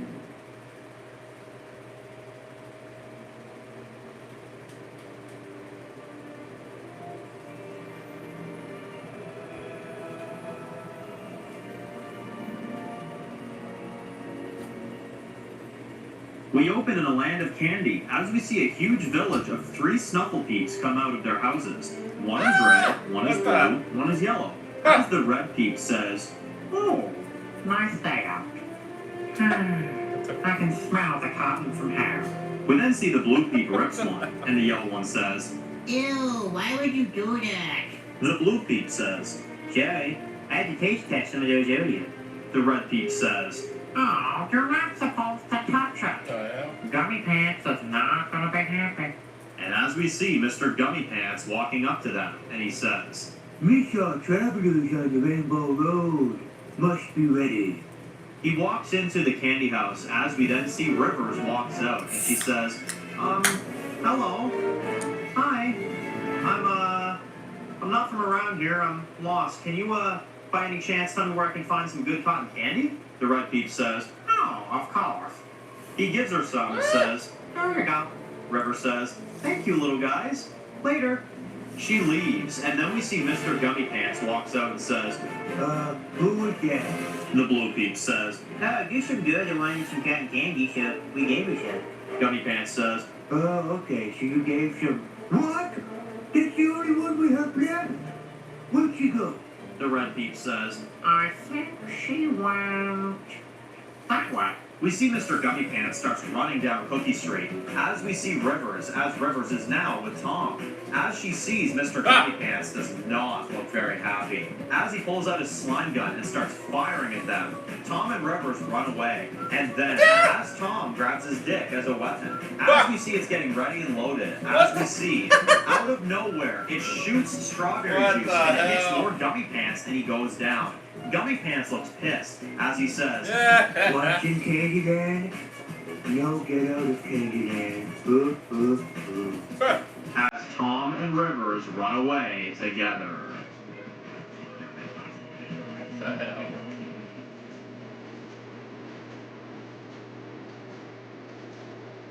Ha!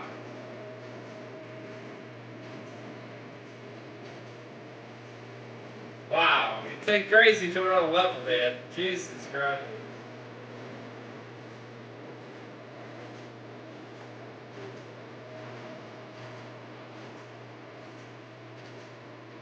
Ha! Even the intro of the trip. Yeah, what the fuck? What's up?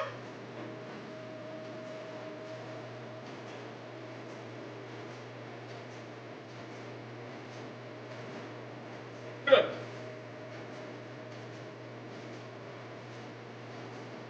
My God. Oh my God.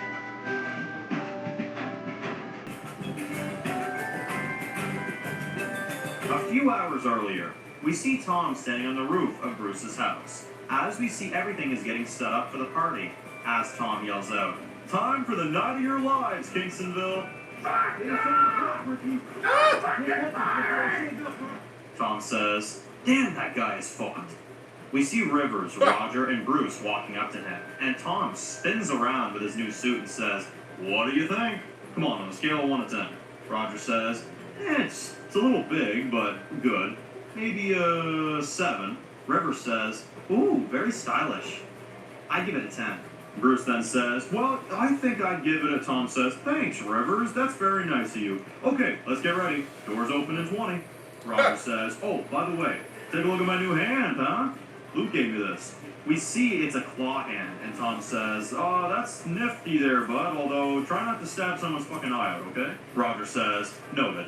You know, getting a hand is the start of a whole new journey." Tom says, "Yeah, like I said, opening in 20. More like 19. Let's go." We see everything getting set up as we see a nice new bright sign being hung on the roof of the bar. Tom then sees it being set up and says, "Wow, That is just breathtaking. We see one of the residents walking around as Tom stops them and says, "Hey, buddy, check it out, huh? What's your thoughts on the new sign? I'm trying to get some customers' opinions." The guy says, "Well, who said I was coming to begin with, huh?" Tom looks pissed, and the guy says, "I'm fucking with you, of course I'm coming." Tom laughs and says, "Ha ha ha, okay, so how's the sign?" The guy says, "Oh, it's peak." Tom says, "Perfecto." Bruce has all the food ready and looks at Rivers and says, "Okay, we're all set for chillin' and grilling. Thanks for helping me out." Rivers says, "No problem. I knew we could drag Tom here. I just knew it." Bruce says, "Well, just in case Tom couldn't be here, I may have just..." Rivers says, "What did you do?" Bruce says, Okay. I might have hired a temporary bartender just in case he didn't show up." River says, "Wait, really?" Bruce says, Yeah, but I promise. He's really good, and he can help out tonight. I think he could help Tom out a lot." Tom walks up and says, "What are y'all peeps talking about?" River says, "Oh, not my business. Take it away, Brucey." Bruce says, "Okay, so I might have hired an assistant to help you serve the drinks tonight at Chillin' Grill." Tom just looks at him and says, "Is this the face of someone who doesn't know how to serve drinks around here?" Bruce says, "Come on, Tom, just give the guy a chance." Tom says, "Fine, but I'll keep an eye on him. We're opening in 10, come on."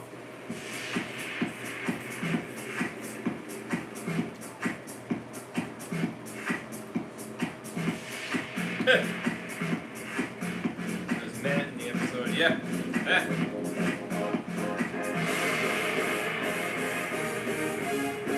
We see it turn to night as we see people coming into Bruce's chillin' and grillin' party.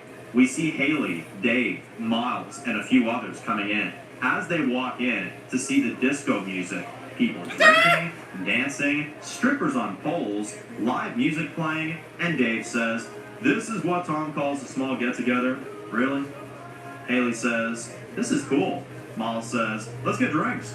We see they walk up to the bar as we see Tom sees them coming and says, "Welcome, good friends. Are you ready to get fucked out of your minds?" Dave says, "I'll take one. Just one." Gotta keep a level head around here. Tom says, "Come on, lighten up, man. You know I do have something that'll get you in the groove later on. I swear, man, it'll make you feel like fucking Cookie Monster." Dave says, "Cookie Monster?" Tom says, "Yeah, you know, unstoppable." Dave says, "You're fucked." "I don't think so, bud." Tom says, "All right. Well, let me remind you of the deal that we made last time you lost Twister. What did you say back then?" Dave says, "That I'd take the next dare you gave me." Fuck. Tom says, "You promised, you dumb fuck. You better pay the Peter Piper piss poor bumblefuck." Dave says, "All right, deal." We then see the new bartender, Mr. Sunderland, walks in and starts serving drinks as Miles sees a fancy drink and he says, "Wow, fancy looking. What's this one called?" Mr. Sunderland says, "That is a Outlast Blast, good sir. It is big, man, I can't lie. I'm going to try to convince Tom into letting me make it up. Maybe for advertising and things, yeah?" Miles says, delicious." Mr. Sunderland then walks up to a few other customers and says, "Drink up, everyone. More where that came from." We see one of the customers who doesn't look sure on what he wants to order as Mr. Sunderland walks up to him and he says, "Hey, sir." He says, "Oh, are you on another planet? Because I'm going to destroy your anus." The guy says, I'm just not really in the mood to lose my freaking humanity, you know?" Mr. Sunderland says, "Okay, but, can I test out this pickled onion?" The guy says, go ahead." Mr. Sunderland says, "If I flip a coin, what are my chances of getting head?" Tom walks up and says, "Head? How about some ass, boy? Although maybe make sure your dick has reached its highest level of fully..." The guy says, "Okay, look, it's freaking weird, okay? I'm just gonna keep my freaking humanity here. Alright, I gotta go. See you later, Mr. Sunderland. Always a freaking pleasure, Tom." Mr. Sunderland says, "Tom, I don't know, man. Like, are all those customers that hard to impress?" Tom says, "No, that's alright, bud. Some just don't like the Canadian ways I taught you, that's all. Or whatever the fuck you just did. Oh, and whatever you do not test those pickup lines on this guy over here." We see another customer eating a block of cheese, and Tom says, "Every time he comes in here, he just eats cheese. You know, sometimes I do wonder if he just came from the fucking factory itself." We see Mr. Sunderland goes up to him and says, "Hey, can I test you, I mean, can I get you anything else, sir? The guy says, yeah, just give me to this flippin' James guy. I cannot stand that guy. Mr. Sunderland says, yeah, I'm sure the whole town could agree with you on that there, yeah? Maybe I could make a shitpost edit of him, perhaps? Spread the word, yeah? The guy says, oh, that's awesome, man. By the way, do you happen to have any chocolate milk? Mr. Sunderland just smiles at him and says, you bet your fruity Rudy I do. We hear the other guy in the back yells, hey, yo, chocolate milk is peak. Tom says, all right there, Mr. Sunderland. Enough of this funk shit. Let's get some rock and roll in the joint. As they pull out an album, as Mr. Sunderland says, what the fuck is this? Tom says, calm your tits there, boy. Only the best artist ever, Rob Johnson. As he skips to the 7th track, titled Regrets and Promises, Tom says, now listen to that sucker. We then see Bruce pissing in the corner as Tom is about to stop him. As Julia says, Dad, we got it. Tom says, whose house is this? Julia says, his. Tom smiles and says, exactly. As we see everyone partying.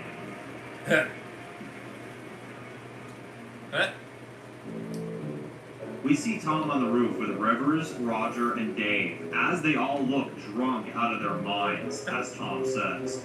I gotta say, Riverly River Pond, this is a damn good idea. River says, River Pond? Boy, that sounds cool as fuck. Tom says, hey, you guys want to see something cool as fuck? He pulls out these rainbow gummies, and Roger says, what are those? Tom says, bro, that shit died years ago. Anyway, I was down at the weed shop earlier and I picked these up on my way by. Apparently they're 100% guaranteed effective. Dave says, oh, fuck, Maze. This the dare? This is it, ain't it? Tom says, sure is, buddy. Oh, and the store owner did say that he promised that it'll make you feel like you're in some kind of Candyland type place. I don't know what the fuck he meant, but we'll find out. River says, oh, hell yeah, give me a few. Tom says, oh, no. Apparently a few will knock you right on your ass. Just one is what we need, apparently. Dave says, oh, fuck, alright, let's do it. Tom says, that's the spirit.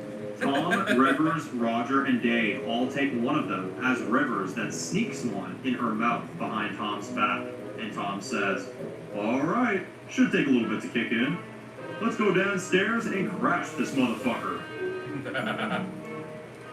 We see Bruce walking out of the bathroom with a drawn face tattoo and a black goatee, as Tom says, what the fuck, what is that? Bruce is hammered and says, well, I was thinking, we don't have security around here tonight, but with me around, no one will fuck around at chillin' and grillin'. Tom says, well, okie dokie there, buddy. Good. Tom walks outside as we see Rivers drinking a beer, as he says, hey, how's the stuff? Rivers says, I don't know.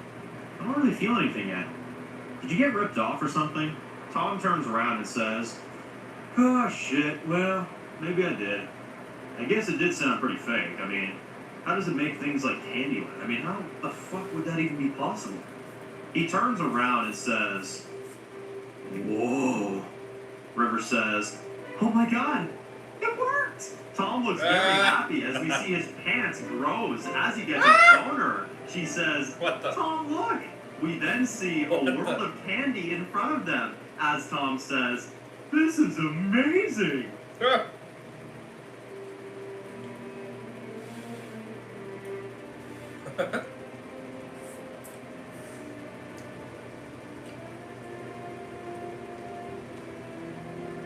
River says, They were is that a cookie? instead of, We then That see is the them best running through Candyland There's as Rowdy. they see a giant cookie standing there.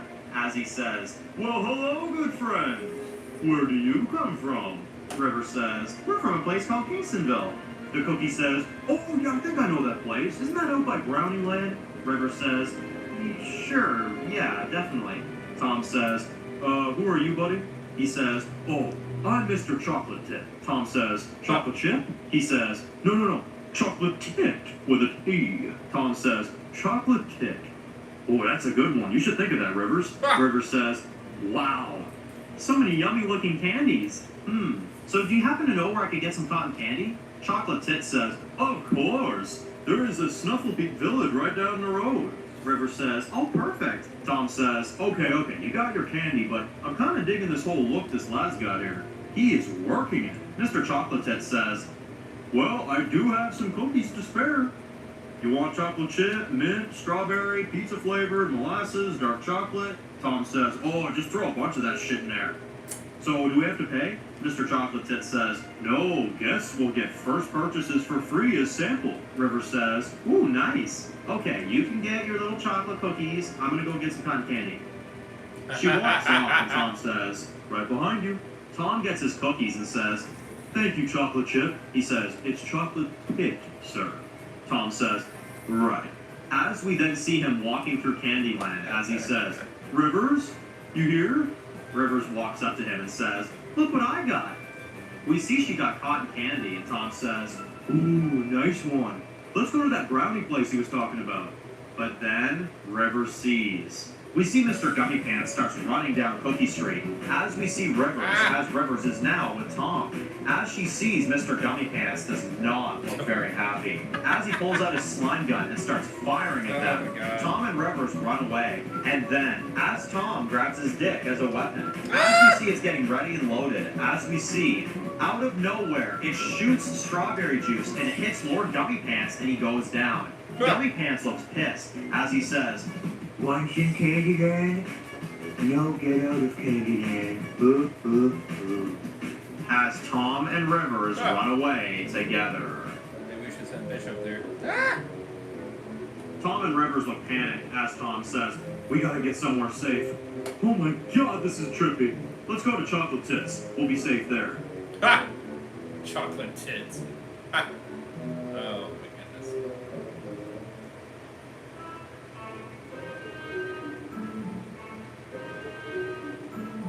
We see all the Snuffle Peeps in their gummy house as the Red Peep says, Oh no.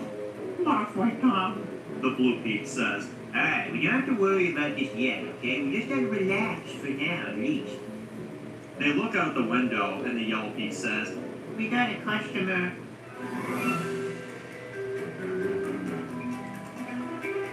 we see Dave and Roger walking up to the Snuffle Peep house as Dave says, well, hello. What in the fuck is this place? Roger says, this is cool. All three Snuffle Peeps come out and Dave says, hey, I'm looking for some friends of mine. A ginger and a blonde chick. Have you happened to see them? The Snuffle Peeps look nervous and the Red Peep says, They might have just been jellied. Dave says, jelly? What the fuck are you talking about? The Blue Peep says, well, our leader has a bone to pick with one of them, so...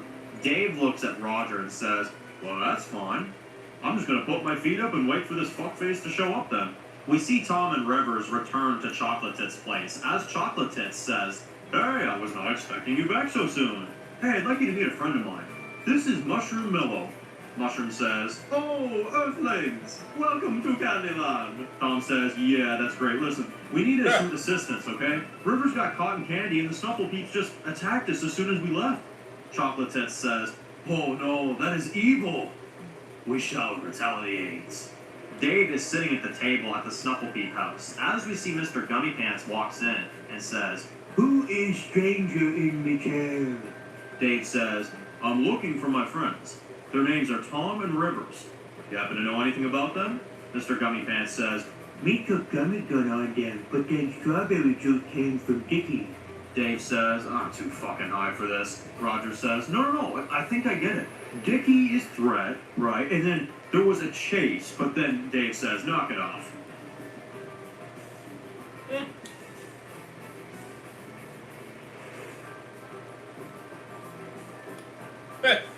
We see Chocolate is kneeling down and pooping Too chocolate fucking into his gun as he and Mushroom get ready, as Tom says, already got my gun right here. As he pulls out his dick, as Rivers takes off her shirt and says, I got two. Tom says, oh, stop, you're distracting me. Dave says, Jesus alright, Christ. what did they do to you? Oh, Lord. Gummy Pants says, Me candy was taken. I just can't. we then hear an Oh, my explosion God. from outside. We then see Tom, Rivers, Chocolate Tit, and Mushroom rolling up to the Snuffle Peep Oh, town my God. as they break in and Tom starts firing his dick as Rivers then pulls out her tits as as she and Tom are firing through the whole town as it's soaked in juice. Oh, my As we God. then see Dave tackles Mr. Gummy Pants as he throws him outside, as Tom and the others then run up to them, as Dave has Mr. Gummy Pants on the ground and says, "All right, What the this is hell? done. Now you're going to leave them alone. What We're the hell is gonna end that this picture, right bro? now." The other three Snuffle Peeps look scared, and Mr. Gummy Pants is down on the ground as they are standing there ready to fight and finish this. But then, Mr. Gummy Pants says, Wait a minute. Me just remembered. Dave says, "What? Remember what?" Mr. Gummy Pants says, I have an entire shipment full of cotton candy in the basement.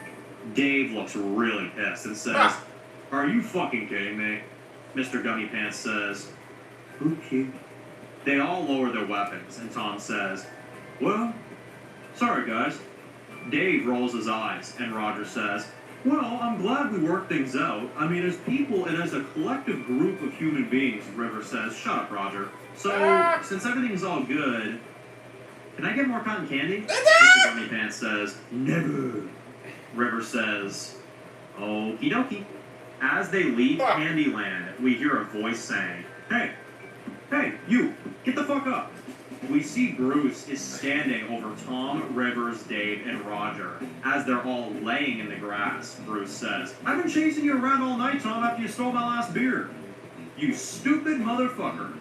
Dave says, "That was fucked, but I liked it." Back downstairs, we see people That was partying crazy. as Julia is serving drinks. Crazy. As we then see someone says to her, "Hi, I don't know if you know me, but I'd just like to tip you for tonight for all the hard work you've been doing." We see it's Cheryl in disguise as a resident. Julia says, "Oh, thank you. You're too sweet." Cheryl says, "No problem." They then go their separate ways. But now we see there's apostles in disguise in the party. We see Tom and Dave laying in the grass as Tom says, "So how fucked are ya?" Dave says, "At least an 8, man. Shit. It's been fucked. You know, I'm glad we got to do this before we die for this place." Tom looks upset and says, "Is that what you think this is?" Dave says, "Come on, buddy. We've seen this happen before. We're dangerously targeted. And it's just a matter of time before we..." Tom says, "Hey, stop talking like that. That won't happen, alright? I won't let it." Dave says, "Tom, if we don't make it through another week, or another day, I want you to know, I am so fucking sorry for Billy. I'm so sorry I took him from you when I did. I had no right to punish you for something that you weren't involved in." Tom doesn't really know how to answer, and he says, "Dave, if you think that I don't think about him every single goddamn day, you're wrong. I don't talk about him, because every time I do, I want to kill you, and I don't want to be that man anymore. That's why you see all these bars and drinks and parties. It's for the people, but it's to keep me sane. And so I can try to forget what you did to him. No, I can't forgive you, but I know you're trying." Dave hugs him and says, "I'm gonna go for now. It's been fun riding with you, Tom Tremblay." As Dave leaves the party, we see Miles in the front lawn having a piss, as he then sees shadows of people watching him Sad from moments, yeah. far. We see everyone in the party as Cheryl is moving through the crowd, as she gives a signal to a few of them. As we see, all the lights in Kingstonville go out as the town goes dark.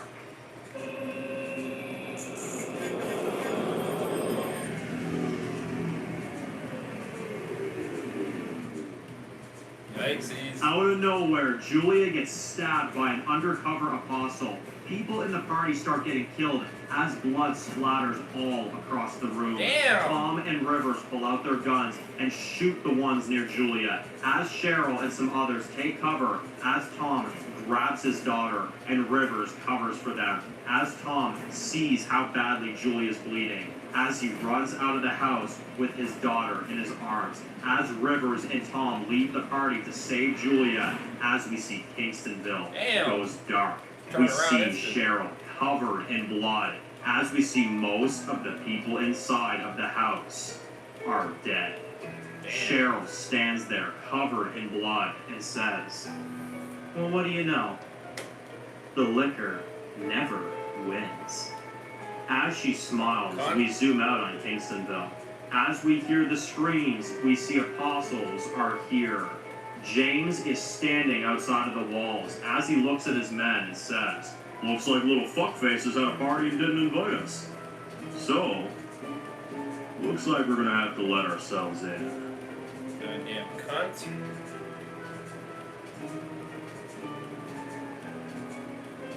Wow, that's how you end it, damn.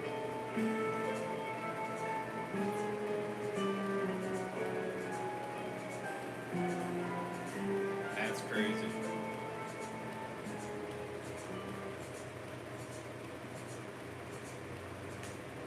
Cliffhanger, damn. Man, that's a way to frickin' turn the shit around. Jesus Christ. How the fuck did they get in there anyway? Like damn. What the fuck they doing? Cheating in some shit? Teleporting? Like, goddamn. It's insanity. That's insanity. It's true insanity. Insanity.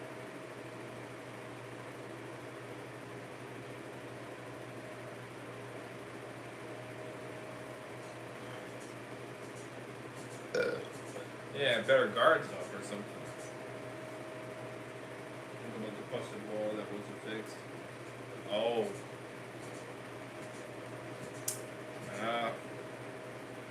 Yeah, okay. I remember that. Damn. Damn bastards. You're truly a sick frickin' person. You need to die. He needs to die now. He needs to die now.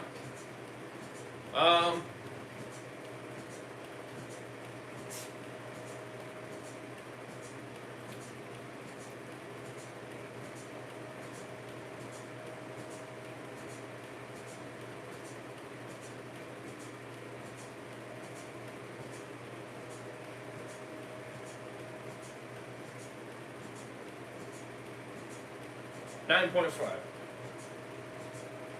9.5.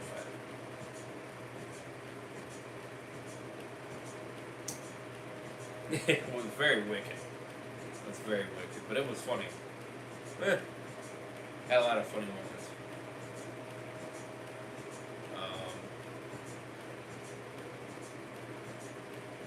Yeah, had a lot of funny moments.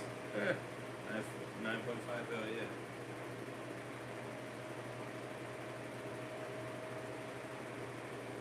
But yeah, it was a fun comedy, Family Guy type shit. Yeah, it's not quite perfect because, there's a little bit of like, craziness to it,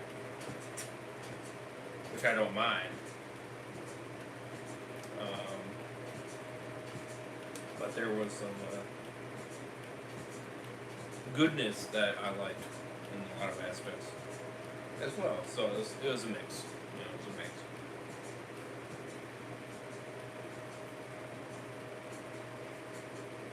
So, but yeah, 9.5. 9.5 out of 10. It was pretty good. Pretty damn good. Pretty damn good. So, yeah. Alrighty. Yeah, pretty damn good. I like them going in different place.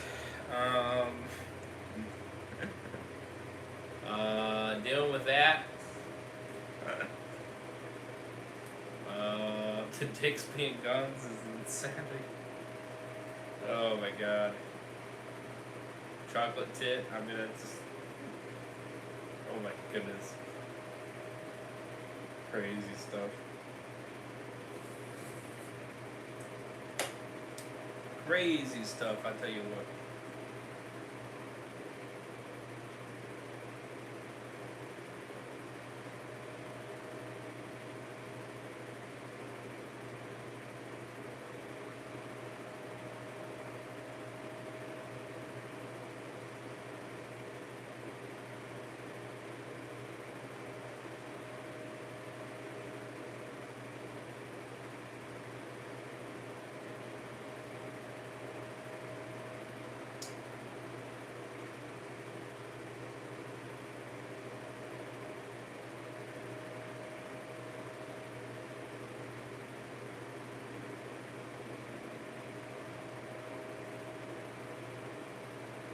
Yeah, to give viewers a break.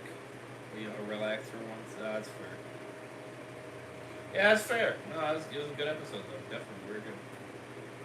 Alright, we're going to jump into 9 right now. Let's get it.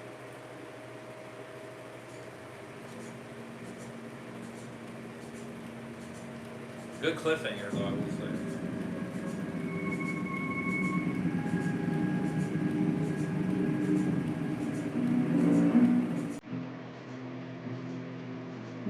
The beautiful sound of death.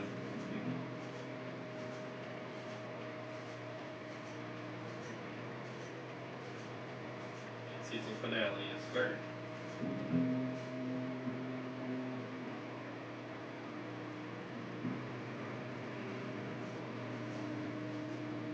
Well, not Hitch on Rose is live. Another episode. What was I at? 41? Now I'm at 42.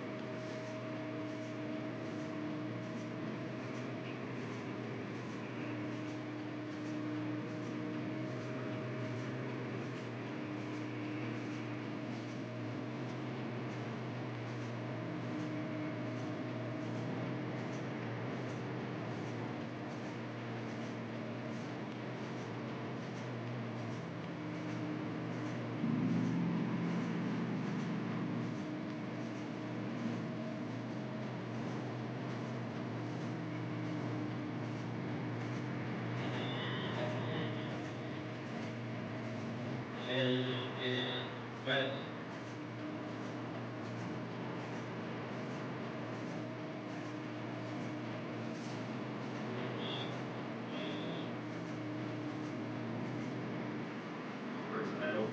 Ah.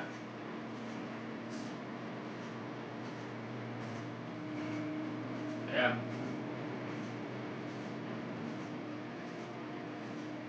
Yeah, it's almost 42 episodes behind now of Hitch on Rose. Now they're doing an episode. Maybe.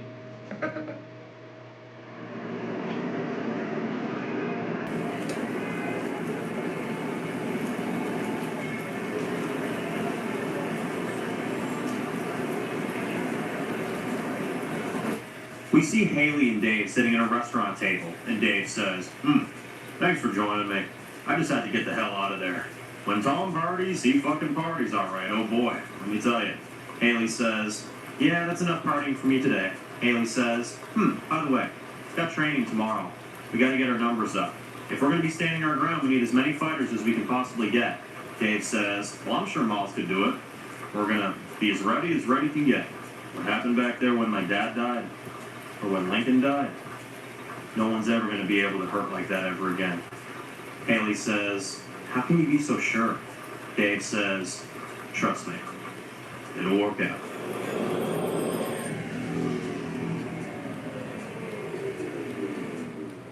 We then see Kingstonville go dark. We then see some of the civilians in the restaurant start getting stabbed and killed.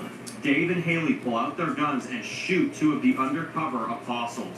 More start firing at these apostles as we see a shootout break out as Haley and Dave back up against the building. As they reload, we see a dead body on the sidewalk as the blood runs down the sidewalk. Damn. Haley says, "We're being tested here. This is Bishop's retaliation." Dave then hears all of the screams in the background of the residents getting killed, and he says, "We gotta move. Come on." As they then run away, we see a window, as we see blood on it through the reflection of the window, as we see apostle masks being lit up as they make their presence known in the dark.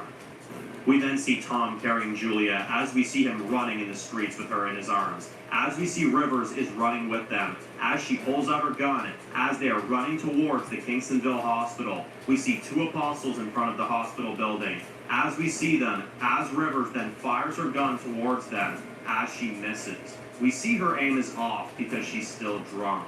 We then see she tries firing again, but she kills them both. Tom looks terrified for Julia as he says, "We're almost there. Come on." Damn. Hopefully she'll be alright.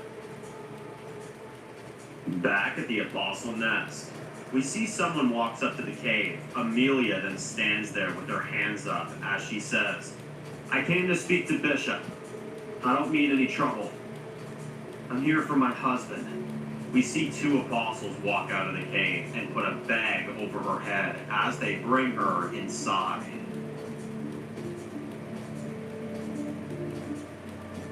We see Bishop having a nice steak dinner at his bar as we see an apostle walks up to him and says, "Hey sir, we got an intake in custody. Thought you should see them." Bishop stands up and says, "Well, who is it?" They bring her in as she still has the bag on her head, as Bishop says, "Let me guess. Are you here for me, Haley Cultist?" Amelia says, "I'm here for you." They remove the bag as she looks at her husband face to face as Bishop looks shocked. As we see, he knocks the drink off of his table. As we see it spills as he slowly walks up to her. And as we see him hug her tight as he sits there with his wife in his arms. And he says, Is this really happening? Is this really you?" Amelia holds him and says, "It's really me. I've missed you so fucking much." As she kisses him and Bishop says, "You can put your weapons down. Come on, put them down." They put their weapons down as Bishop says to his men, "Y'all go for a bit. We've got a lot to talk about." As we see a big smile on Bishop's face.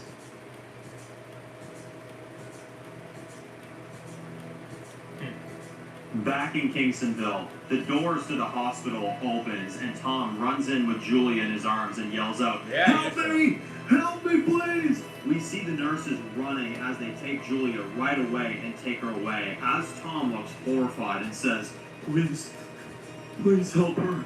River says, "I'll guard the door. We're under attack here. I'll stop any sick fuck that tries to get in." Tom says, "I can't just leave you here." River says, "Go to your daughter. I'll be fine." Tom then kisses her, and then he walks away to go to his daughter. We see Miles standing in the streets as apostles surround him in every direction. As he hears the screams from some of the residents, he pulls out his sword and says, "All right then, a swordsman bitches it is then." He swings at them and slices two of their heads off. We see he sticks his sword into one of them as it goes through the other side of their stomach. He then gets tackled by the last one as this apostle is punching Miles over and over again. We see he's reaching for his sword in the grass, but he can't get to it. He punches him again in order to get close enough to it as he grabs his sword out of the grass and stabs him in the belly as the apostle's guts spills out all over him. As the last apostle goes down. Miles then stands up as he's covered in blood as he turns around to see two of the Kingstonville buildings behind him get blown up. Miles looks startled by it as we see Isaac from outside the walls with a grenade launcher. As he and James see the explosion and James says, "Good one, son." Isaac says, "That was good, right?" James says, oh yeah, it was fucking great. James looks back at his people and says, okay, Cheryl did her job. This place is falling. That's good. Time to push in now, you slow fucks. Isaac says, how the hell are we getting in?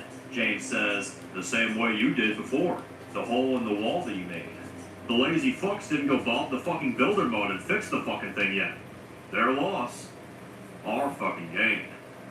As we see the apostles move in, as they are walking through the streets of Kingstonville, going house to house, killing everyone in their homes.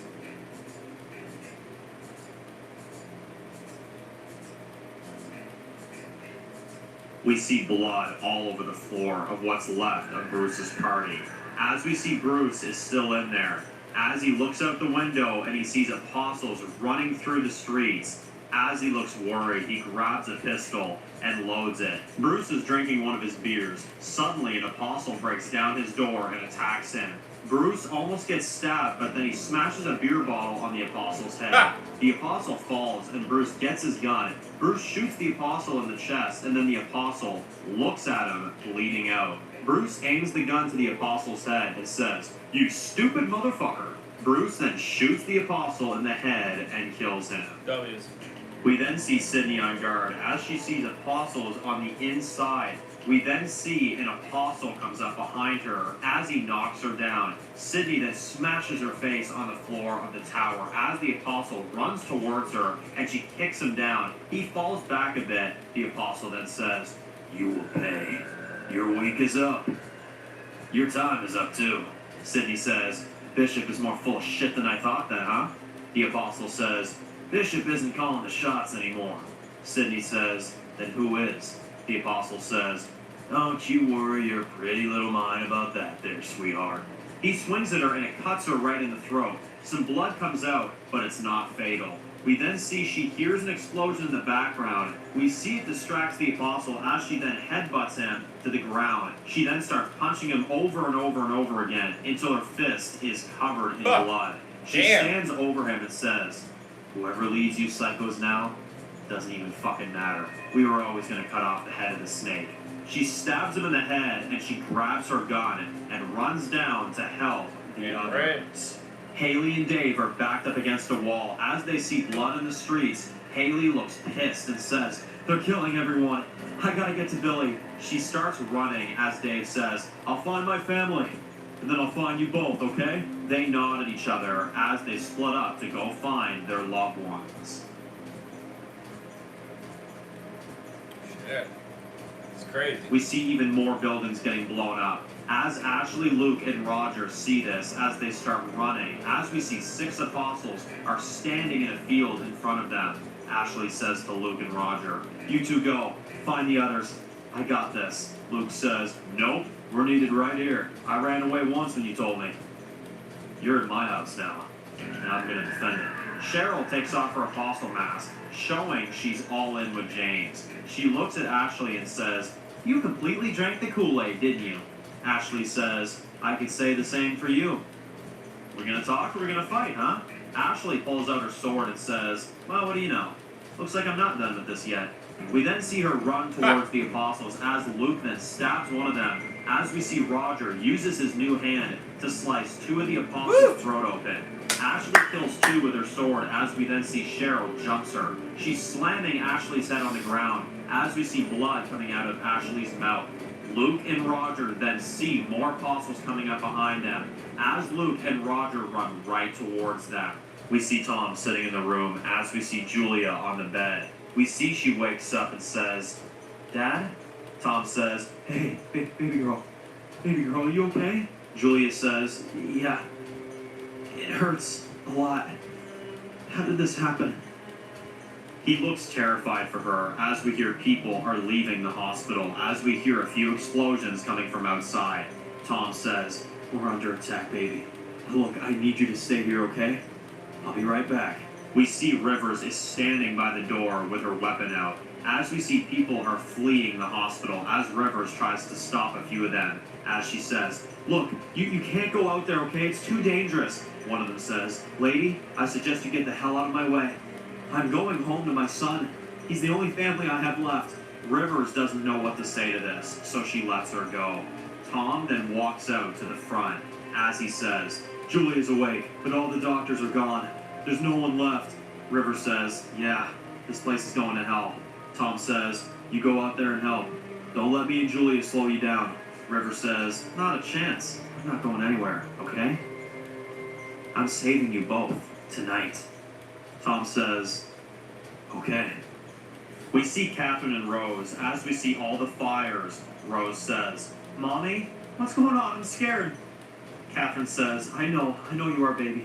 It's all right. I'm right here, okay? We see Dave walks in a panic and saying, baby? Catherine runs up to him with Rose, and Rose says, Daddy! Rose hugs her dad, and Dave looks at Catherine and says, we have to go. They're bombing everything.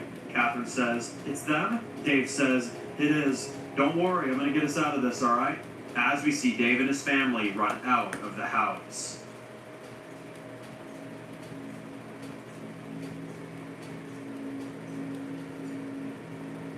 We see James walks into one of the houses. As we see, he stabs an old couple and kills them as blood splatters on the window. As he looks at the two of his apostles and he says, I really fucking hate house guests. Trick or treat, motherfuckers. Kill that bastard, he needs to die. Back at the Apostle Nest, we see Bishop and Amelia sitting in Bishop's room as Amelia says, how did it happen? Bishop says, after I escaped the camp, a group called the Vipers found me. But I guess you know that. Amelia says, I do. Although I was thrown right into the mix in the middle of everything. When they told me that they needed my help taking down the city, I didn't know what to do. I didn't know what I was getting myself into at all. I didn't know the severity of the situation. And if I had known you were in there, I would have never. I wouldn't have. Bishop says, no, I know. Amelia's crying and he says, hey, you have nothing to be sorry for. You were just following orders. Amelia says, how'd you get burned?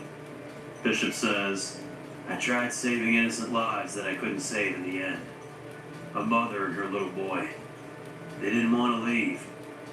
The kid's grandmother was on her deathbed, and we had to go in order to survive.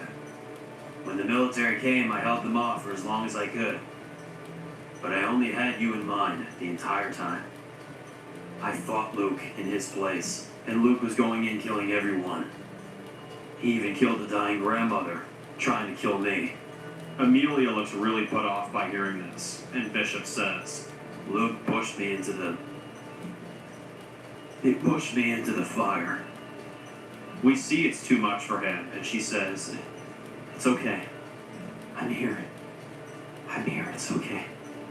Bishop says, I thought I wanted revenge on Lincoln.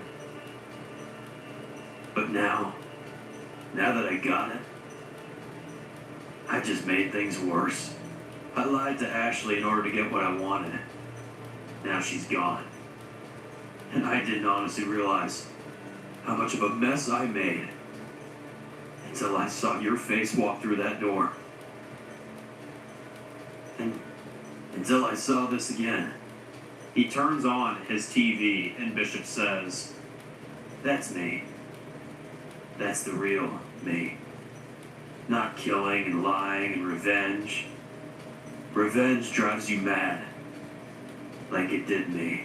Amelia says, you're not mad. You never were. You just had principles and you did something about it. Bishop says, I just wish things weren't like this. I wish I didn't kill so many people.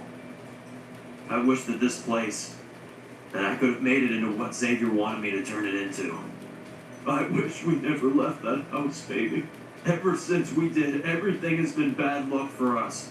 Amelia says, hey, we can still have that life. We can still change things. Bishop says, it's too late. This war has already gone too far. There's no going back here. Amelia says, maybe not. Haley is a grieving wife and a mother, and I understand if she wouldn't want to. But maybe I can talk to her. She's not a bad person, baby. None of them are. Lincoln for leading this charge in the way that he did? He knew the errors of his mistakes. He knew what he took from you, and that's why he accepted his own fate. Lincoln knew exactly what he did. Lincoln realized what he did, and he took responsibility for it. But the rest of those people back there, maybe they were just following a psychopath. Bishop remembers what he saw in Lindsay's office as he sits there and says, "So was I."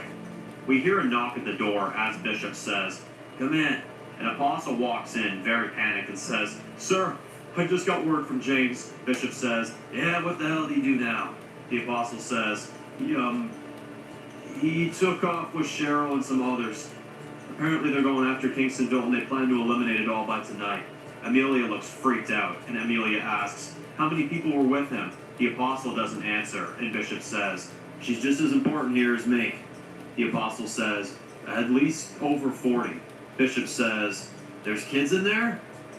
He looks very pissed as we see the expression on his face completely changes as we see him say, "Ready a group. We're stopping that son of a bitch right now." The apostle says, "We'll be at the front in 5.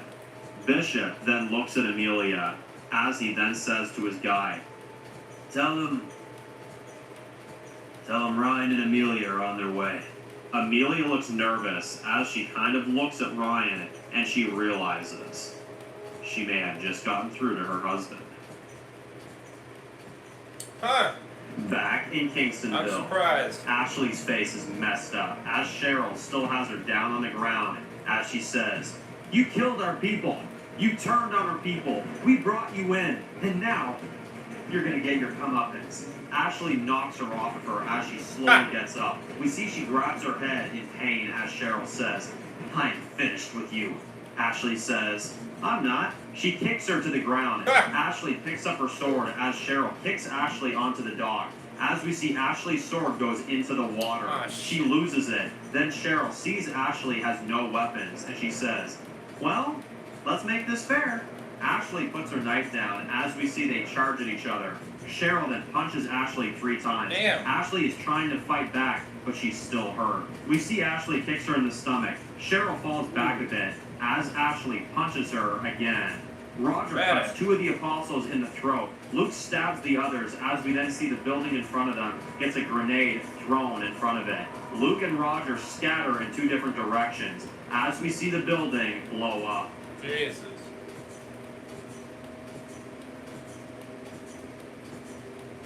We see Dave, Catherine, and Rose running through the streets as a grenade is thrown in front of them as they run towards a football field.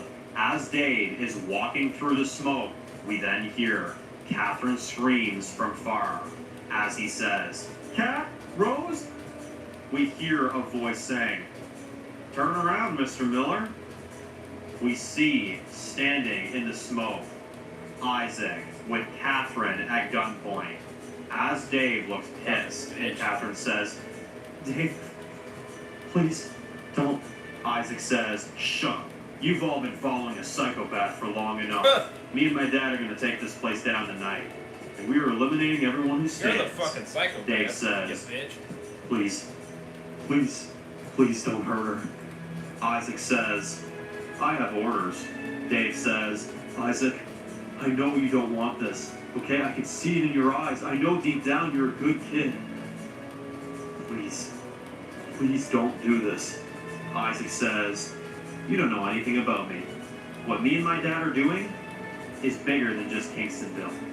You told me when you trained me that all that mattered was that even if it's a hard journey getting there, the more you hear and see death, the more capable you are. So now, you're gonna listen to that. Dave Miller, you're about to listen to the beautiful sound of death." Dave looks worried as he remembers what happened to his last family. Now, we see a gunshot go through Catherine's throat as she falls to her knees as she's trying to say something to Dave, but she falls to her death and bleeds out. Dave looks pissed as we see once again a tear coming down his face. Isaac then shoots Dave as he falls to the ground. Isaac then stands over him as he's ready to kill Dave. Out of nowhere, he gets shot in the face. As Isaac goes down, Fuck yes. we reveal Colin and Rebecca. As we see About Dave's damn walkie time. going off, Kill Colin Colin. says, "Dave, you're clear, but more down the street. You gotta go now." Dave gets up and starts running away and leaves Catherine there as he runs away to go find his daughter.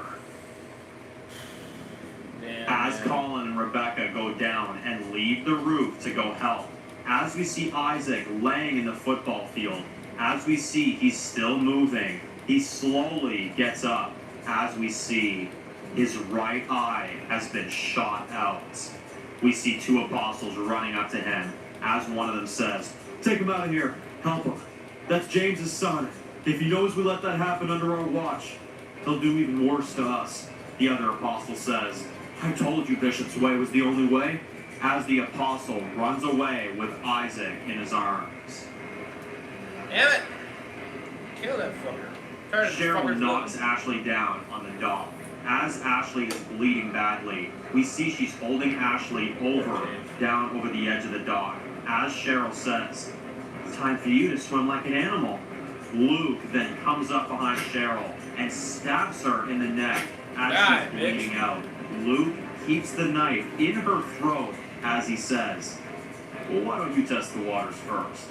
He takes the knife out of her throat as she falls in the water and falls to her death. Yes. Ashley's hurt, and Luke says, "Here, come with me. We gotta get the hell out of here." Ashley says, "Thank you." Fuck. Luke says, "I owed you one." Rivers is standing guard as we see the apostles walking towards the hospital. She gets ready, but then she sees one of them is about to launch an explosive towards the entrance. Rivers runs as fast as she can and says to Tom and Julia, "We have to go. They're coming in." Meanwhile, Sydney is bloody as she is running through the streets, as she then sees Nathan and Vivian. As we see everything is burning, we see Rose hiding behind a bush as Sydney says, Hey, it's okay. Where's your dad and your mom?" Rose is crying and Sydney looks horrified, and Nathan and Vivian see there are more apostles coming, and Nathan says, "Sydney, we gotta go now." Colin and Rebecca see that the place is burnt badly, as they don't hear any more screams and no one else around. Colin then says, "We'll check the roads on our way out. We need to go." Rebecca looks sad because she really thought they had a home. Damn. Tom, Julia, and Rivers are running through the hospital. As they hear an explosion from down the hall, Rivers sees an exit sign as they go through the side door, as they run out into the street. Tom then hears Rivers say, "Tom, stop." They then turn around to see Manland has also been blown up. Then he hears Snoop barking from far. Tom looks frightened and says, "Snoop! Snoop!" He runs out back to see Snoop hiding behind the dumpster in the alleyway. As he takes him and he says, "Oh my God, are you alright, boy?" Snoop looks really scared as they all see the destruction of Kingstonville. Fire's burning, Julia is barely even on her feet, and Tom makes the call. "We gotta go, Rivers." As they all run away together out of Kingstonville. Dave is walking through the town. As he sees dead people in the streets, he looks horrified as he's checking everywhere to see if his daughter is one of them. He doesn't find her, but then he finds her necklace on the ground. As we see it's bloody, he looks horrified. As he breaks down, we see Roger walks up to him and says, "I'm so sorry, Dave." Dave says, "They killed her. They probably killed my fucking daughter too." He's on his knees and says, "This is the price. I was never gonna get a free ride in this world. And I knew it was too goddamn good to be true." Roger says, "Hey, you tried. It's not over for you. You hear me? Now you can either sit here and wait to die, or you can get up and fight another day like I know your family would want you to do. Dave says, I just don't know if I can do this all over again. I may not have anything to even live for. Roger says, you will. Because you're still here. A lot of people don't get to say that anymore. Dave says, I just don't know. Roger then says, well, if you don't, let me tell you what your father would think. Dave gets up as Roger says, let's get out of here. Haley is walking through the streets as she sees all the dead bodies, as she then starts walking towards her house. James is walking through the smoke with 5 other apostles. We see an apostle running with Isaac in his arms. As he runs up to James, and James says, what the fuck happened? Oh my fuck! Is he dead? The apostle says, I don't know, but we gotta get him back home as soon as possible if we want to save his life. James says, you take the truck with Ken and Kate and go back. I got things to finish here.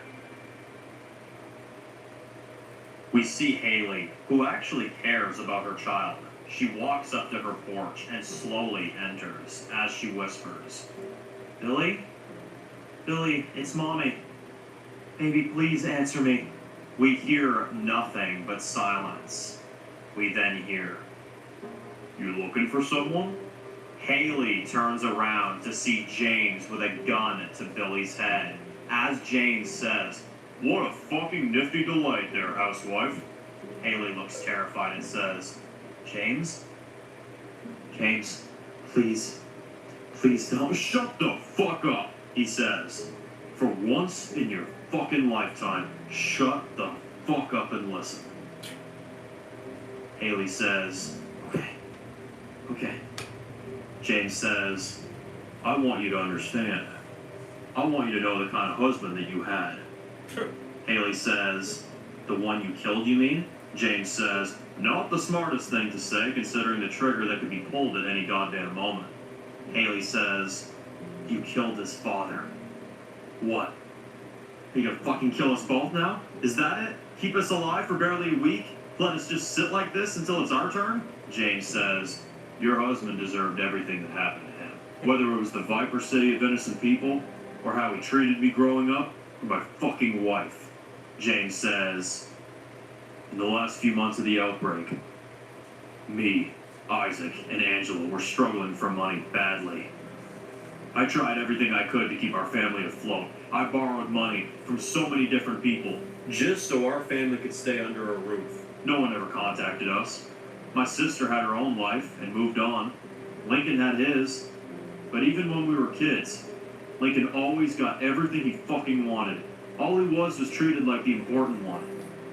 And when things got really bad, and when me and my family lost our fucking home, we lost everything we had besides the clothes on our backs.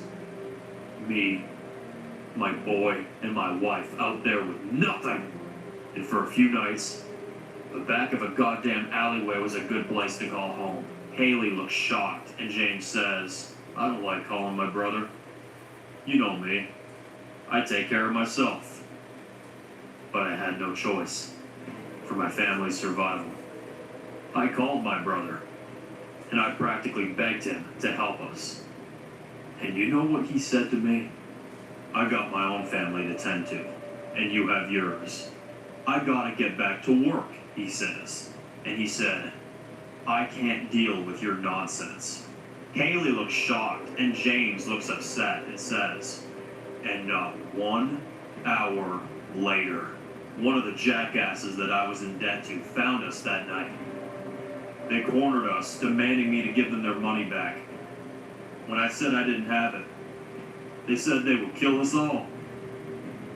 And they killed my wife. And they would have killed me and Isaac too if I didn't do what I did. Haley says, what did you do? James says, I killed them. Every last one of them in front of my son.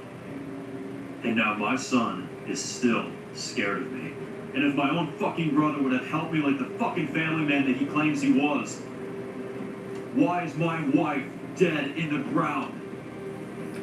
Haley doesn't know what to say, and James says, I bet my brother never fucking told you anything about that, didn't he? No. He only cares about his immediate family. And you know the one thing I heard after I killed those men? I heard my dad's voice in my head saying, "You're nothing. You're not good at anything."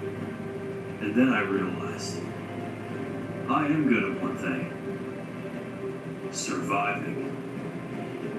And I stop anyone that gets in the way of that. Haley says, "Please, just don't." James says, "What? You think I'd kill your little boy? You're all grown adults. It wasn't just my brother that slaughtered the city of innocent people. It was all of you. Deserve it. You all know exactly what you did. Deserve it. And what I did to your home tonight is exactly what you deserve. It's called fucking karma. But your son here, and all these other children that grow up in this place, I ordered my men to save all the children that they found, and I'm taking them all with me. They will thrive under my auspices, instead of growing up with all the psychopaths that lived here. I'm gonna correct my brother's fuck up." Like yours. James says, "Alright. Go on. Kill her." We see 4 other apostles surround Haley as they all start beating her to the ground as she's saying, Don't, please." As we see James grabs Billy and leaves with him as he closes the door to let Haley die.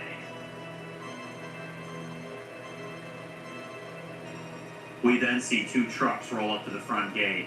As we see Ryan and Amelia pull up to the front, as they then see Kingstonville is completely destroyed. Ryan looks horrified seeing the fires as he pulls out one of his swords as he then tells his men, "Spread out. Find any survivors you can, and you save them. I'll deal with James." We see Amelia and a few other apostles go with him as he walks through the destroyed streets of Kingstonville as it's all coming back to Ryan as he sees dead bodies all around and fires burning as he looks angry and says, "This world is nothing but a fucking democracy, and we're prisoners to this life. It's time to fucking break out." He pulls out a huge gun and he says to his men, "Take my guys all around. Find anyone you can. Save who you can. I'll be back soon." They walk off as he and Amelia sit there, and Ryan thinks of all the chances that he has given James, and he says, "Well, I may have just killed the wrong brother." We see a group of apostles in a room as Bishop walks in, and all the apostles turn to him, and he says, "I don't know what to look at you with. Sadness, anger, or fear of what you've become." Bishop takes out his sword and says, "Eye for an eye. You all betrayed me and went with James. I guess. I'm so sorry, my lord." As we see him light up and kill several of his rogue apostles. As he then remembers what Xavier said. The bishops were successors of the apostles. That's what I need you to be. Their bishop. Not Ryan, but the one who leads them. The one who cares about them, which I fucking know you do. I'm asking you as your best friend. I'm asking you as my brother. As my death wish, you lead these suckers. You give them the courage to push on no matter what. They will follow you. You already have their respect. Now, do they have their bishop? Bishop says, "I'll make sure that these people matter for as long as I can." And now, currently, he looks at all the apostles he just killed, and he says, "Amen." We see Haley getting beat to the ground as we see she kicks 2 of them down as she sucker punches another and knocks one of them down. They all start to overpower her as she gets a few hits in, but then we see a sword come through 2 of them.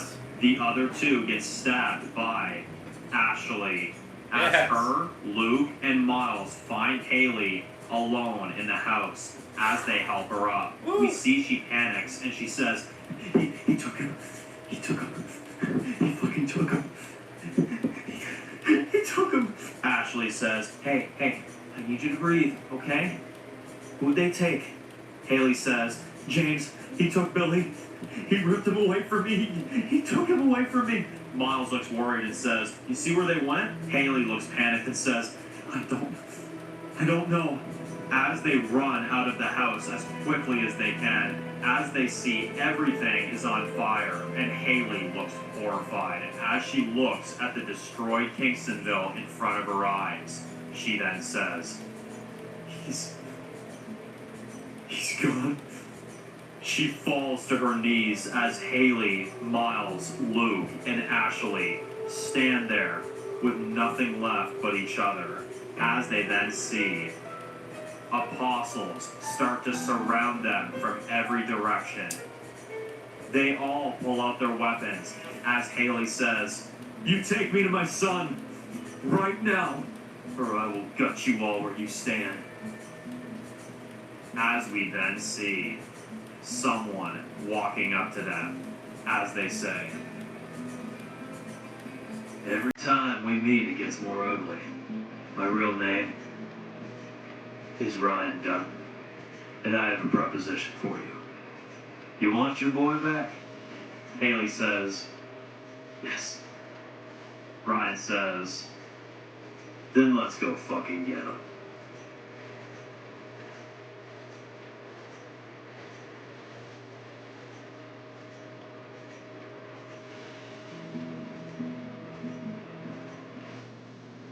Wow. Wow.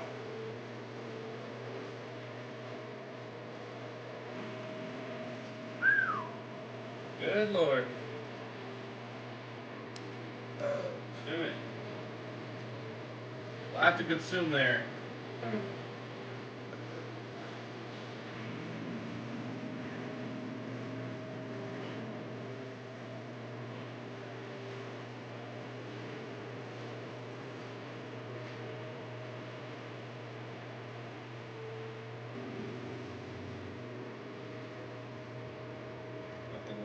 As always.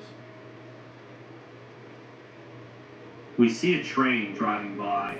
As we see it drives by a sign that says, Toronto.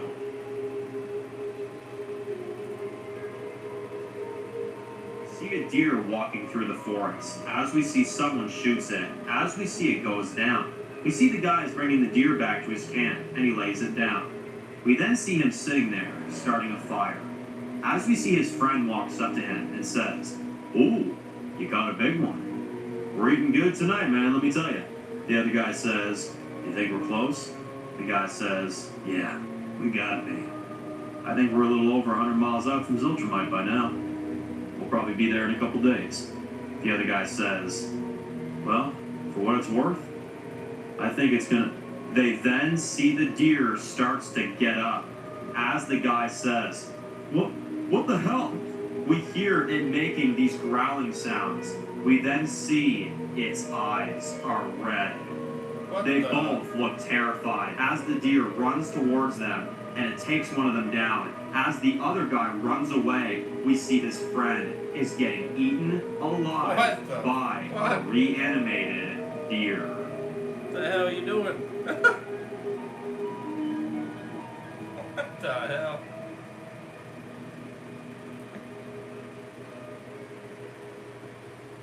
Ah! What the frick?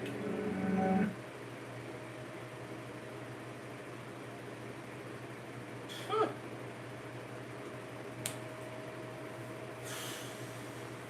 Wow.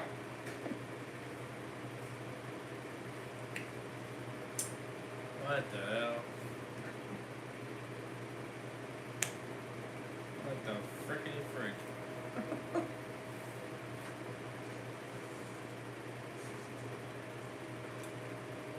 Wow.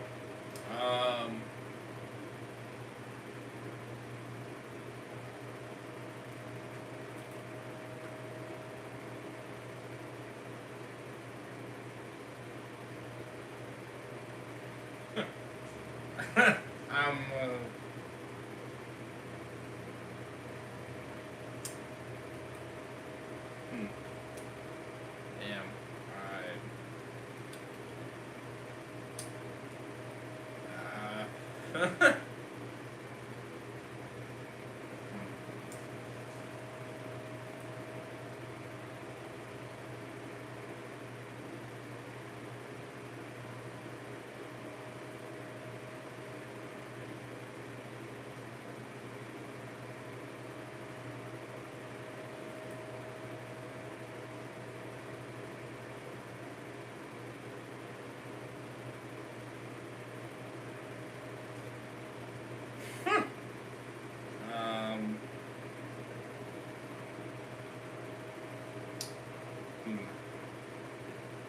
I think I give it a 9. Yeah.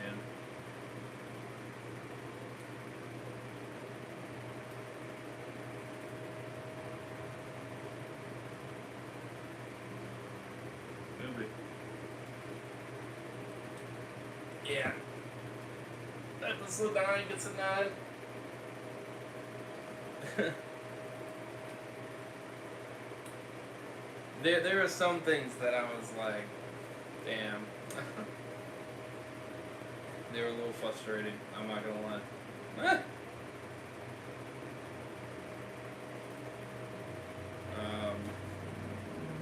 Abe's wife dying, that was a killer. I'm not gonna lie.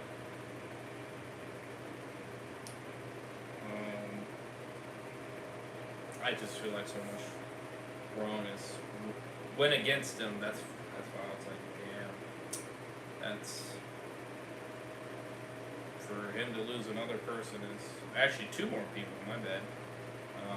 It's just insanity. That honestly hurts me.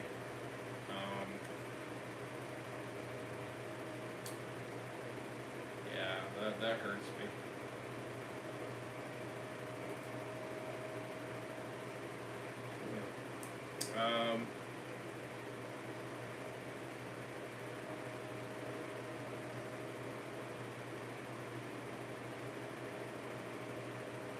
The Isaac not dying irritated me.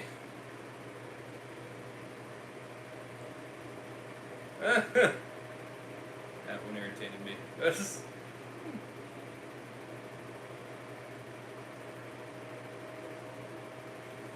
Yeah, definitely sad.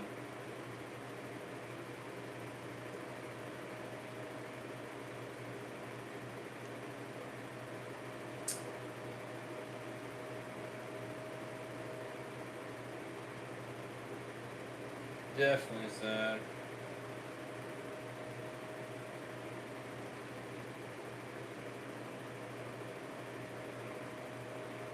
I don't believe them words. Huh. What the? Okay, you're confusing.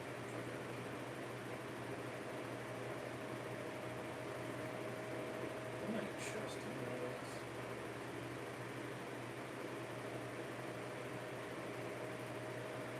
Why are you coming up with more? Frick off. Damn. Just leave this shit alone. God bless it, bro. Fucking parent. You gotta fuck off. That's what you need to do. Jesus criminy. Holy fuck. Yeah, I definitely recommend watching that shit. Good Lord. I guess the only thing I can say is that at least they give you options to edit it, but man.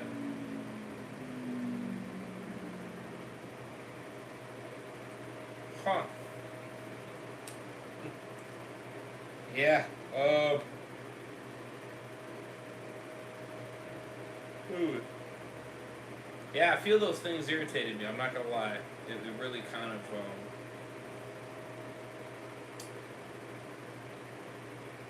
it really pissed me off. I'm just tired of that asshole being alive. I'm tired of it, and this stupid kid doesn't deserve to be alive either. Huh?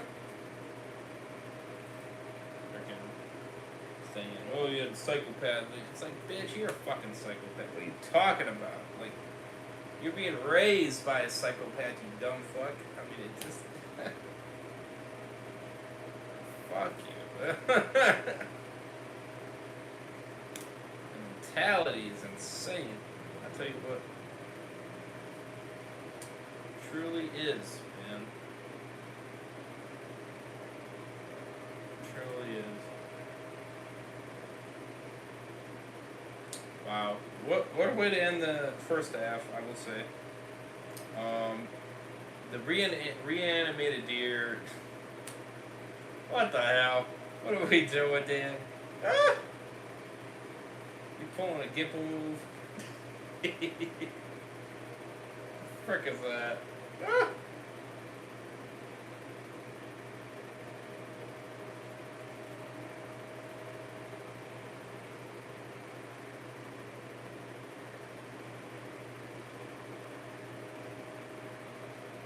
What are we doing? Is it?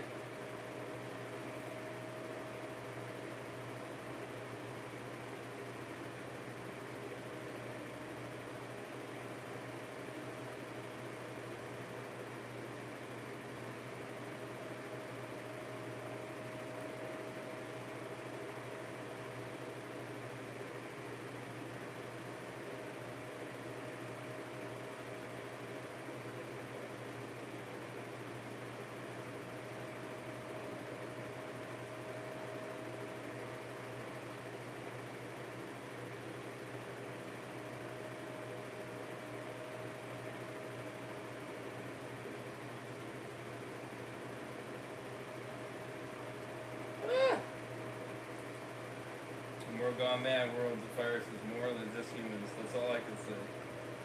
That's crazy. 7 likes, appreciate it.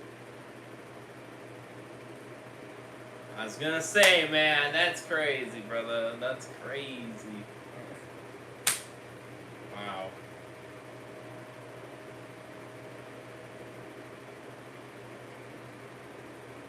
That's crazy. This better not be a gimple move, mister. That's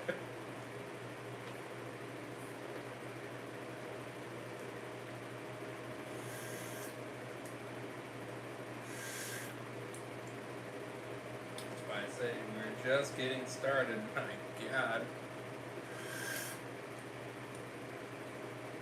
Yeah, you're getting started, all right.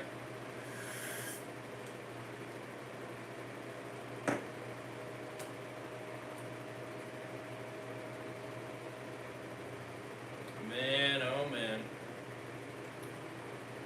Insanity.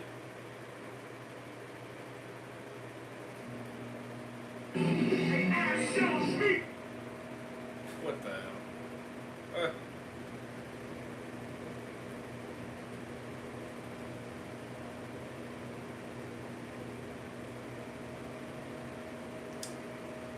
Oh man.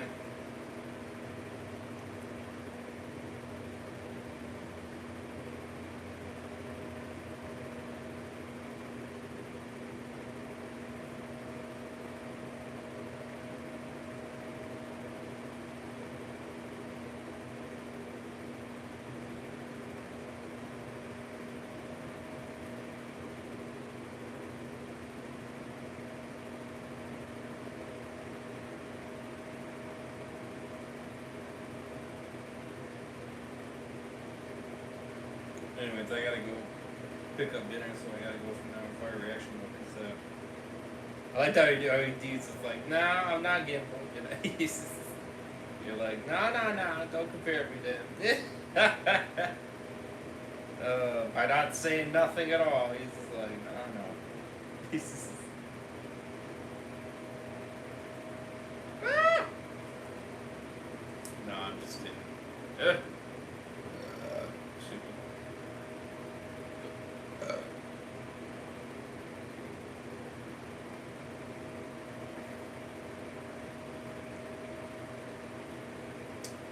Alright,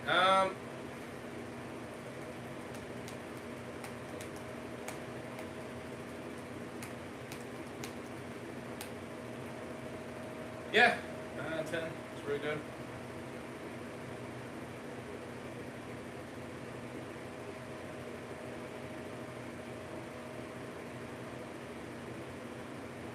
Wait. So yeah.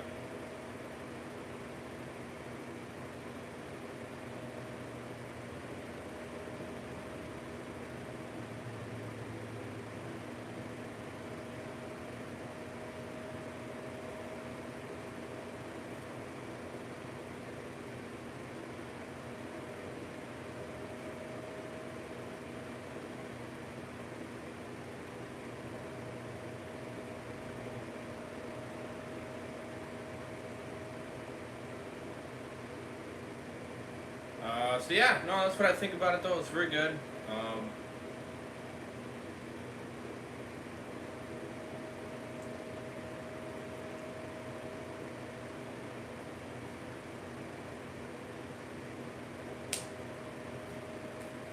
So yeah, I don't know what to say.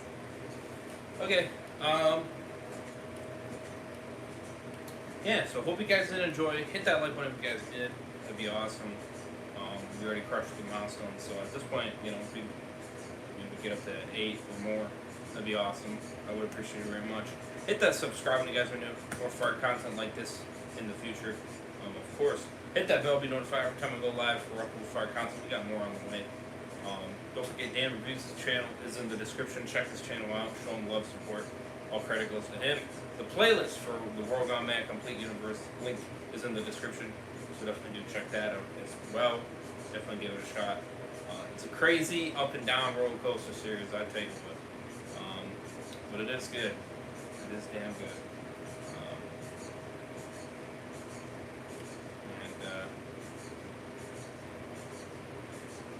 And even the people that go at us can't deny it. So. Links for everything in the description. Definitely check them out. Social media is down below. Second channel, Twitch channel, Heisenberg's channel, all that good stuff down below. Check them out. And I'll see you guys in the next one. Over is signing out. Peace. Everyone, guys. Much love, stay safe.